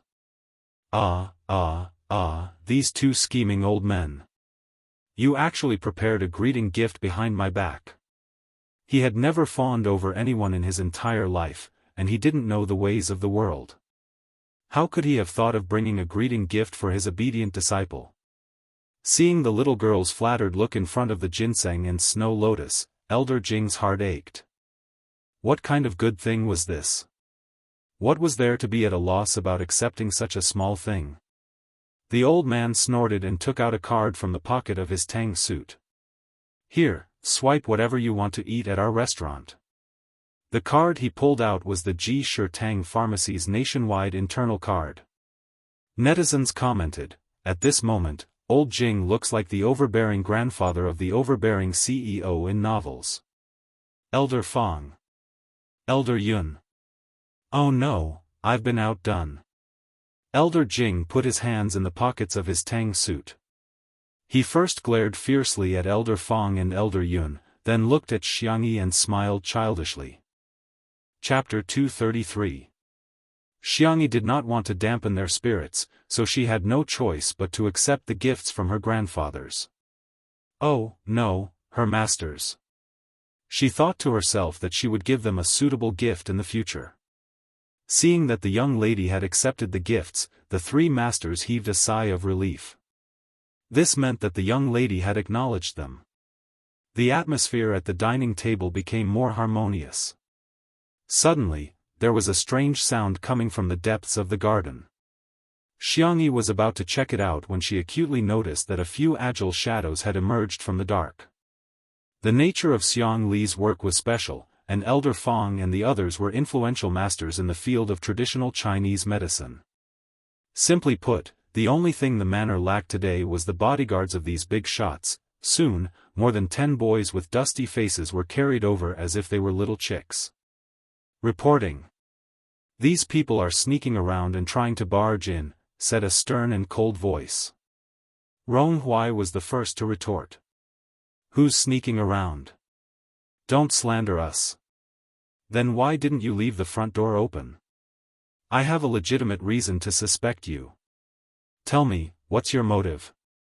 Xianxia got up in time. "I know them." Rong Hui and the rest were then released. "What's going on? Are you interrogating us like we're criminals?" Rong Hui muttered softly. When he saw Xiangyi's face, he suddenly felt guilty and whispered, "Sister, we don't have any ill intentions. We just wanted to come and see you before we leave." after a few hours of construction work, Mingxi Boys High School was almost done. Most of the children had been taken home by their parents. However, there were also children like Rong Huai who did not want to go home but had nowhere to go. Probably because of the fledgling complex, they all had similar subtle feelings for Xiangyi. It was as if they could draw a sense of security from her. Xiangyi crossed her arms. It's already so late. Are you going to stay out all night? Wait here obediently. I'll arrange for a car to send you home. You don't have to arrange it. It's not like we don't know how to take a taxi. Rong Huai retorted. The little wolf cub was quite fierce and intimidating at first glance. In the next second, rumble. Rong Huai's stomach growled. The atmosphere became extremely awkward. Xiangyi turned her face away. She tried to hold it in for a few seconds, but in the end, she couldn't help but burst out laughing. As soon as she laughed, even Rong Huai's underlings betrayed him and laughed mercilessly. Rong Huai's ears turned red as he gritted his teeth. What's so funny? It's not funny at all. Little did she know that the netizens in the live stream were laughing like crazy. Ha ha ha ha, incompetent rage, little brother must be shy. He wants to see Sister E bully him. Seconded. Although I like E who is meek and gentle in front of her brother, I like E even more when she's cool in front of her brother. Xiangyi finally managed to control her expression. Ahem, you didn't have dinner? A child in the crowd said shyly, this place is too remote. There's no place to eat nearby. When Xiangyi heard this, she said helplessly, then we'll leave after we finish eating. Go to the tool room and get a stool for each of us to sit here. Rong Huai recalled how tired she looked when she was cooking in the afternoon and immediately panicked. Who wants to eat your cooking? I don't want to eat at all. Someone behind him said, but you ate 8 buns made by sister for lunch, and even poured out the last few drops of seaweed and egg drop soup. Rong Huai yelled, shut up. Chapter 234. He turned around and met Xiangyi's smiling eyes. Rong Huai tugged at his pants and said in a low voice, it's not that I ate too much, it's just that the buns you made are too small, it's so small that it's gone in 2 bites. What's wrong with eating 8? Xiangyi's eyes were clear, as if they were filled with clear moonlight. She smiled and said, it's okay to eat a little more. You'll only grow taller if you eat more. Hearing her words, Rong Huai quietly straightened his back. With so many people around, there definitely wouldn't be enough for dinner, and it would take more time to cook something else. Xiangyi thought about it and asked, can we have barbecue? I'll go prepare the ingredients, and you guys can barbecue yourselves. The group of children obviously had no objections. After a while, Xiangyi came over with a few plates of meat. Rong Huai and the rest also brought out the barbecue rack and small stools from the tool room. They lit up the smokeless charcoal and brushed oil on the barbecue pan, after which they could start barbecuing. The pork belly, mutton, and beef were cut into thin slices and cooked in a short while. They were then brushed with Xiangyi's barbecue sauce. If they wanted to eat spicy food, they could even roll it in chili powder and stuff it into their mouths. This taste was awesome. Looking at these young and lively youths gobbling down the meat, the carefree Yin Jiangxue felt a lump in her throat. She leaned on her husband's shoulder and whispered, this is great. Children should eat well. Shengguang held her hand gently without a word. Shi Sui and Xiang Li sat next to each other. Sister E is so nice, Shi Sui said. Xiang Li snorted and said, my tutu is nice to begin with. Touch 1. It had to be said that Shi Sui had a firm grasp of the Xiang family's personalities. For example, Xiang Li seemed to be intelligent and flawless, but in fact, he was especially fond of alcohol. However, due to the nature of his job, he couldn't drink often. Hence, although Xiang Li was very displeased with Shi Sui, she toasted with him. Shi Sui lowered her eyes and drank the wine. The corners of her mouth curled up slightly, and there was a trace of a triumphant smile in her eyes. She raised her hand and turned off the microphone. She deliberately lowered her voice and said in a lazy and magnetic voice, "Second brother-in-law, since you've drunk the wine, when do you think it's appropriate for me to deliver the betrothal gift?" Xiang Li. "You want to marry my tutu?" Xiang Li also turned off the microphone and sneered, "Do you think I'm dead?" Shi Sui looked into his eyes. His long and narrow peach blossom eyes curved outwards. He always looked very affectionate when he looked at others. He was very good at acting innocent and pure.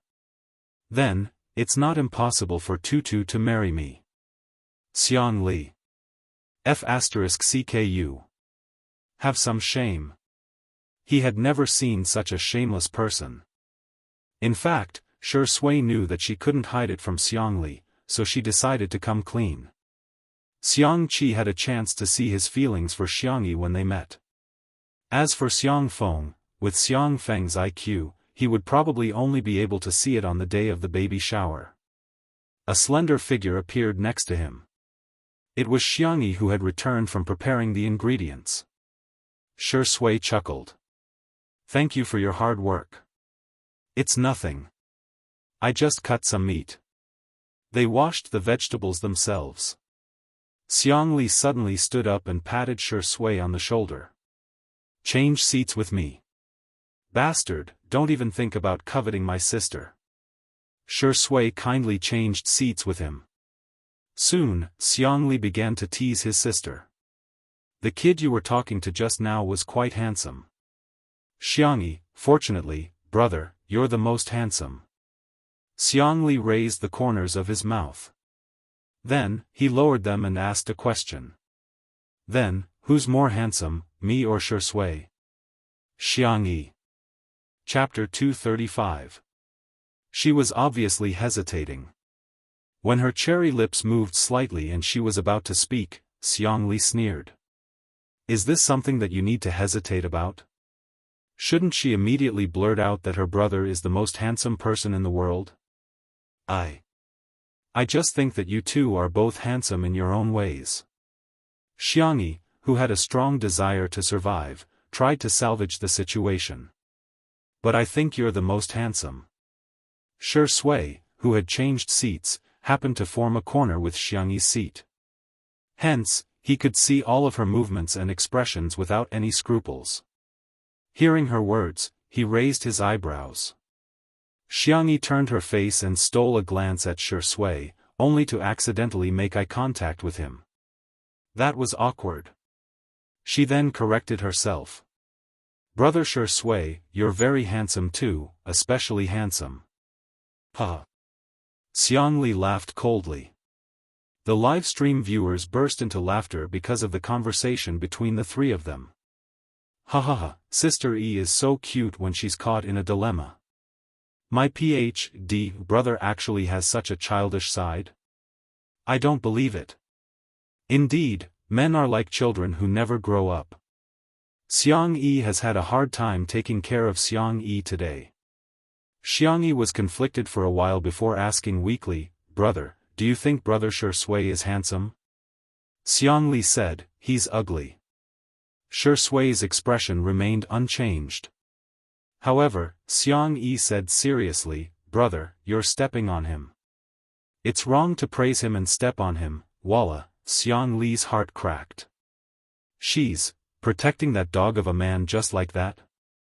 Also, you're obviously lying through your teeth. Brother Shi Sui is indeed very handsome. Wallalala, Xiang Li's heart was completely shattered. Xiang Li was furious. He picked up the glass of wine and downed it in one gulp. Xiang Yi was a little nervous.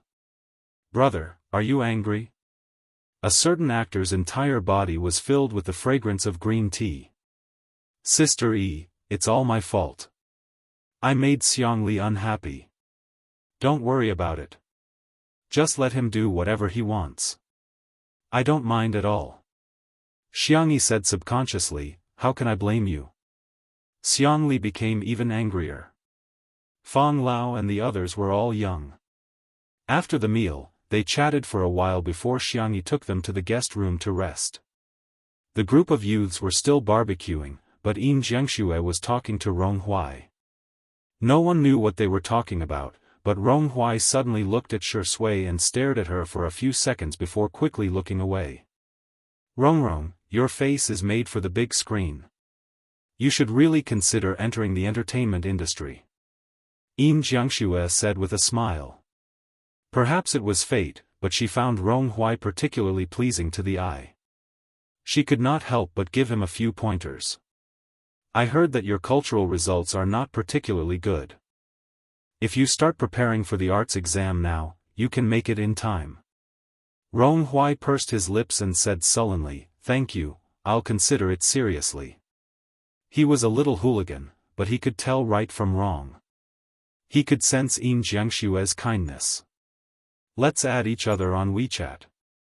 If there's anything you don't understand, you can ask Auntie.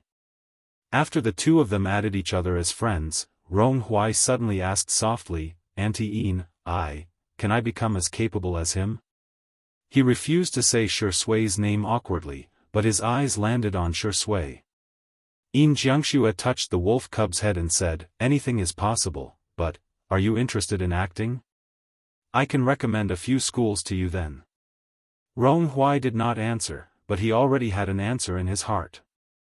He just wanted to be closer to someone, just a little closer. Until, standing at a position where he could stand shoulder to shoulder with her. Chapter 236. It was getting late at night. Xiangyi came out of the villa, only to find that the courtyard was still too dark with only a few street lamps and the lights from the production crew. She went to the tool room and dug out a few handmade lanterns that she and her brothers used to make. Ronghuai and the others came over. Wow, there are actually lanterns with candles now. Sister, do you want to hang this? Do you want a ladder? Xiangyi said, no, you can just pass it to me. Huh? But can you reach it? Before he finished speaking, Xiangyi climbed up a tree skillfully, her movements as fast as those in wuxia movies. The teenagers? The netizens? Are you there? Xiangyi, do you know that your fairy persona has been ruined? Damn! I thought Sameo Gu and Sanmao Gu were fast enough, but I didn't expect Sister Yi to be the fastest. I suddenly remembered that Xiang Yi got injured because he went rock climbing with Xiang Yi. The Xiang family actually has such an ancestral skill. If you don't share it, you're not Chinese. The group of boys opened their mouths so wide that eggs could almost be stuffed in. Xiangyi said calmly, give me the lantern. Ronghuai, who was the tallest, handed her a lantern in a daze. She hung it up, lit it, and then, Xiangyi climbed to the next tree. After hanging the lantern, the courtyard not only became brighter, but it also added a touch of warmth. The warm light of the lantern spread out, and a few moths gathered and bumped into it without hesitation. It was rare for Xiangli to indulge himself that night. He drank too much and leaned back on the recliner in a drunken stupor. The top two buttons of his shirt were unbuttoned, revealing some of his fair skin and thin collarbones. The red mole at the end of his eye looked even more alluring. Xiangyi drank a lot with him too. Although her head was dizzy, she was somehow sober. Jiangxia picked up a ukulele. She hadn't touched a musical instrument in a long time and her hands were a little rusty. She stumbled as she played the ukulele. I have to practice more so that I can sing it for our baby in the future, she said in an expectant tone. Shengguang clapped for her with a smile in his eyes. From beginning to end, she was the only one in his eyes. The lights were warm and the wind was gentle. It was truly a beautiful night. It made one's heart soften. After Jiangxia finished playing a song, she wanted to put the ukulele back, but Xiangyi took it. She plucked the strings a few times and adjusted the tuning slightly. Ronghuai and the others' eyes lit up.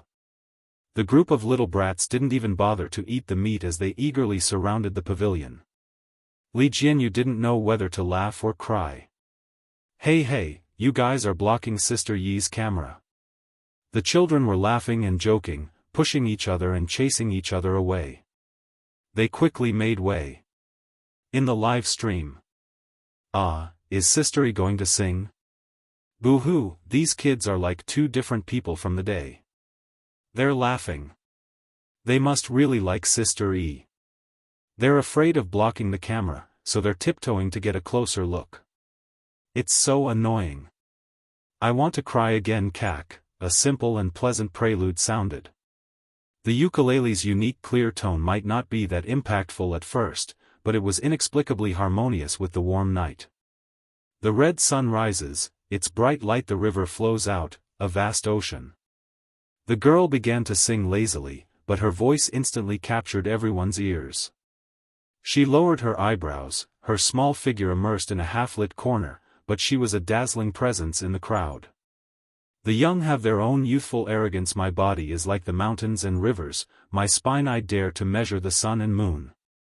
Xianxia looked up at the teenagers outside the pavilion and smiled gently. She hummed gently as if she was coaxing a child, but it had an incomparably shocking power. My heart is like the blazing sun, shining brightly no matter how difficult it is to stop me today, I am the only young man. The last chord fell. The surroundings were so quiet that one could almost hear the rustling of the wind and the falling petals. Chapter 237. Even the comments section of the live stream had decreased significantly. There was a moment of silence. The comments section of the live stream exploded. I'm crying out loud. I don't know why, but I just feel like crying. I suddenly realized that the female celebrity Xiang. No, her name is Xiangyi. I'm praising Sister E so much.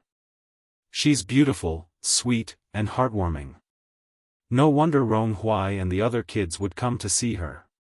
She's so healing. In the courtyard. Ronghui stared blankly at the girl not far away, his heart pounding rapidly.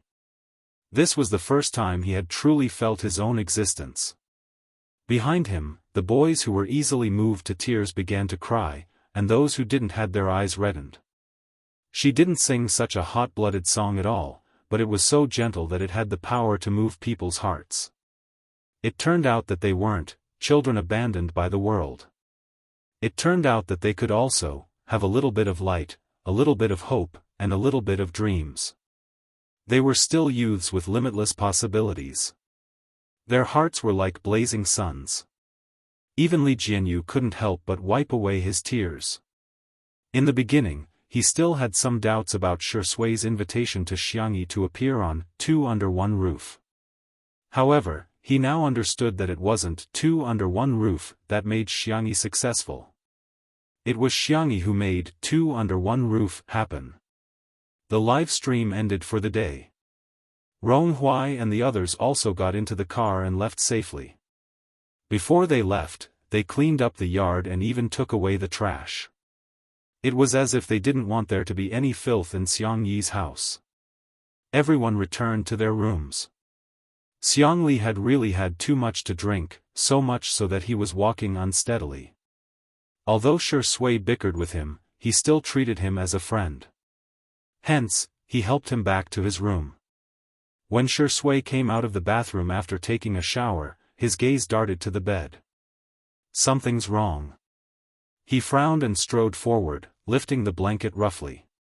However, after seeing who it was, he paused in his actions. It was Xiangyi. The girl was curled up into a ball and sleeping obediently. Shui was speechless. He carelessly wiped his hair a few times and said with some helplessness and amusement, "That's true.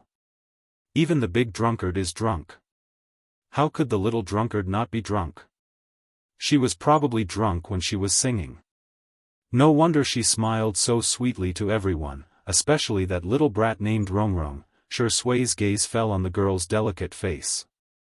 She was hugging a pillow and breathing evenly. Her hair was scattered on her cheeks. Shui raised her hand and brushed it away for her. "Aren't you too trusting of me?" Shui chuckled. "You even dared to enter my room and climb into my bed." He wasn't afraid that he wouldn't be human anymore. "You, Shui sighed and stared deeply at Xiangyi for a few seconds. The emotions in her eyes were thick, and the light in her eyes was obscure. He patted the girl's shoulder twice. "Wake up. Go back to your room and sleep." The little girl who was sleeping soundly snorted and turned over angrily. As she moved, her blouse rolled up, revealing the milky white and delicate skin at the back of her waist. It was very dazzling. Shui's Adam's apple moved. He closed his eyes, covered the girl with the blanket, and prepared to find a guest room to make do for the night. Just as he walked to the door, the crisp sound of the door being locked suddenly rang out, accompanied by the sneer of a drunk genius professor. "I'll lock the door for you. Let's see how you dare to seduce my sister." Shui was speechless. Then, there was the sound of Xiang Li's messy footsteps and the sound of him bumping into something and falling on the carpet. He could vaguely hear his ravings. "I have to protect my sister." Shui was speechless. Chapter 238. This makes people very fascinated. The man pressed his eyebrows and suddenly chuckled. "Fine. Sleep if you want. Lock if you want. Let nature take its course. Everything is the best arrangement." After giving himself a few words of encouragement, Shui turned back and lingered by the bed for a few seconds. Some thoughts of not wanting to be a human flashed through his mind. In the end, Shui still turned off the lights, picked up the script on the bedside table, and sat down on the single-seater sofa by the floor-to-ceiling window. He turned on a small night light and flipped through the script with his well-defined fingers. Shui was still hesitating about this movie. The script was extremely well written. The most holy and flawless church was occupied by a flower of evil. The darkest and most humid mental hospital had the only bright color in the entire movie. The plot line followed the criminal reasoning route. It was intertwined and every supporting character had a high IQ. The emotional line was a scene between a high IQ priest criminal and a psychiatrist. It started with a playful game of cat and mouse and ended with a regretful tragedy. It was full of drama. In all fairness, Shui wanted to take on this script. However, he couldn't act in an emotional scene. It wasn't a problem of acting. It was a psychological problem. He resisted all close contact with women, and it had become a psychological barrier. Director Yen had tried several methods before, but Shui vomited after a single pat. It didn't work at all, so he could only give up in the end. Other scripts were fine, but in this script, if the character of the doctor was deleted, or if the doctor's part was deleted, the whole film would lose some kind of balance, and it would not meet the artistic expression that the director wanted. Therefore, he either had to overcome the psychological barrier of acting in the opposite role, or give up this good script. Shui was having a headache. The little girl on the bed probably felt hot and kicked the quilt away. "She's quite dishonest." Shui shook his head, put down the script, and got up to cover her with the quilt. The little girl drunkenly called out, "Xiao Naofu, everything." She looked around for the cat in a daze. She didn't touch Xiao Naofu, but she touched Shui's hand. She rubbed her soft and slender fingers tentatively a few times. Then, as if she sensed that something was wrong, she opened her eyes. The world spun before her eyes. She tried hard to focus and finally recognized the man in front of her. "Why are you here?" Shui raised her eyebrows and indulged her behavior. "Who am I?" "My child." "What?" "Zai." Xiangyi looked at him innocently. "Why are you here?" "This is where Xiao Naofu sleeps." To emphasize, she patted the pillow on the other side. Shui licked her lips. "Then where do you think I should sleep?" It was too difficult for a drunk person to make a logical analysis. Xiangyi felt her head hurt even more. She mumbled, "You slept in the cat bed." Shui was so angry that she laughed. "Is there such a big cat nest?" The little girl said in an imposing manner, I'll ask my third brother to make one for you. Sure Sui, okay, I'll wait. You go back to sleep. He leaned over to pick up the quilt, but the girl was lying on the edge of the bed. Her cheeks were half pressed against the black sheets, which made her skin look even fairer. The drunk girl spoke slowly and more softly than usual.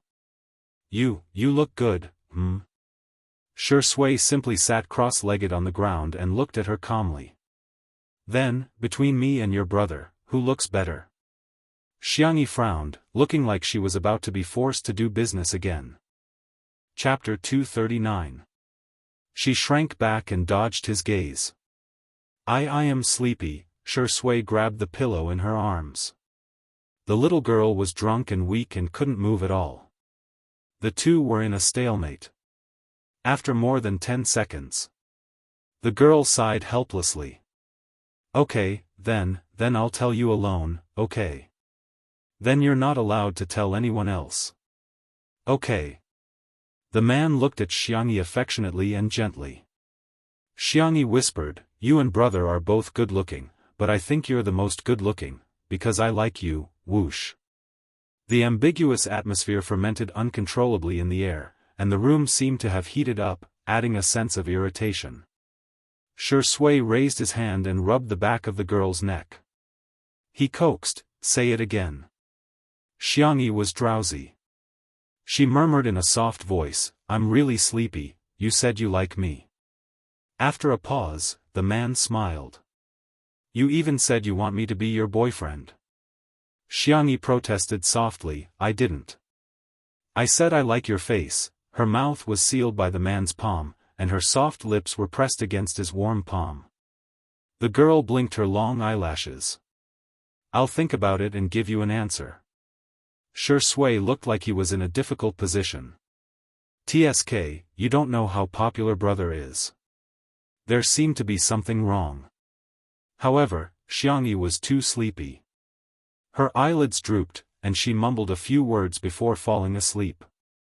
Sure Sui's deep eyes were mixed with dark emotions. His clear Adam's apple bobbed visibly. His gaze lingered on the girl's lips for a few seconds. He rubbed his fingers against them and smiled. What should I do?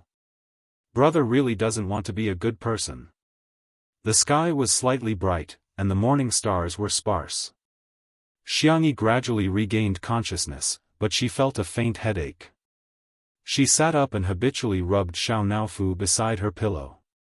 It wasn't the usual fluffy and warm feeling. Instead, Xianxia's eyes widened, and she was no longer sleepy. How could it be Sure Sui? With a guilty conscience, she tried to quietly withdraw her hand, but her wrist was firmly grasped. Then, Sure Sui slowly opened her eyes and squinted at her lazily. Don't panic, it's just a small matter. Ah, like hell. However, Xianxia had been through so many worlds. She was mentally strong. She said calmly, good morning. She thought that as long as she was calm enough, Sure Sui would be the one panicking. Unexpectedly, the man's voice was tired and hoarse, soft and light, like a feather that tickled her heart. Good morning. Sister E, why are you in my room? Are you still on my bed? Xianxia had an inexplicable feeling that she was a scumbag who didn't take responsibility after defiling the other party. Ahem, if I say that I'm here to tuck you in, would you believe me? Sure Sui raised her eyebrows. Xianxia felt guilty and uneasy. After a while, Sure Sui let go of her wrist, as if believing her. I see. I'm really a little genius with quick reflexes. Xianxia smiled. Then have a good rest, I won't disturb you. She jumped off the bed and didn't even bother to put on her slippers. Her fair feet stepped on the wooden floor as she hurried out. Sure Sui rested her chin on her elbow and looked at her with a half-smile. Xianxia turned the doorknob, she didn't turn it. She froze, but the man's slightly flustered voice sounded behind her. It's just a blanket, is there a need to lock the door? Sister E, what are you going to do to me?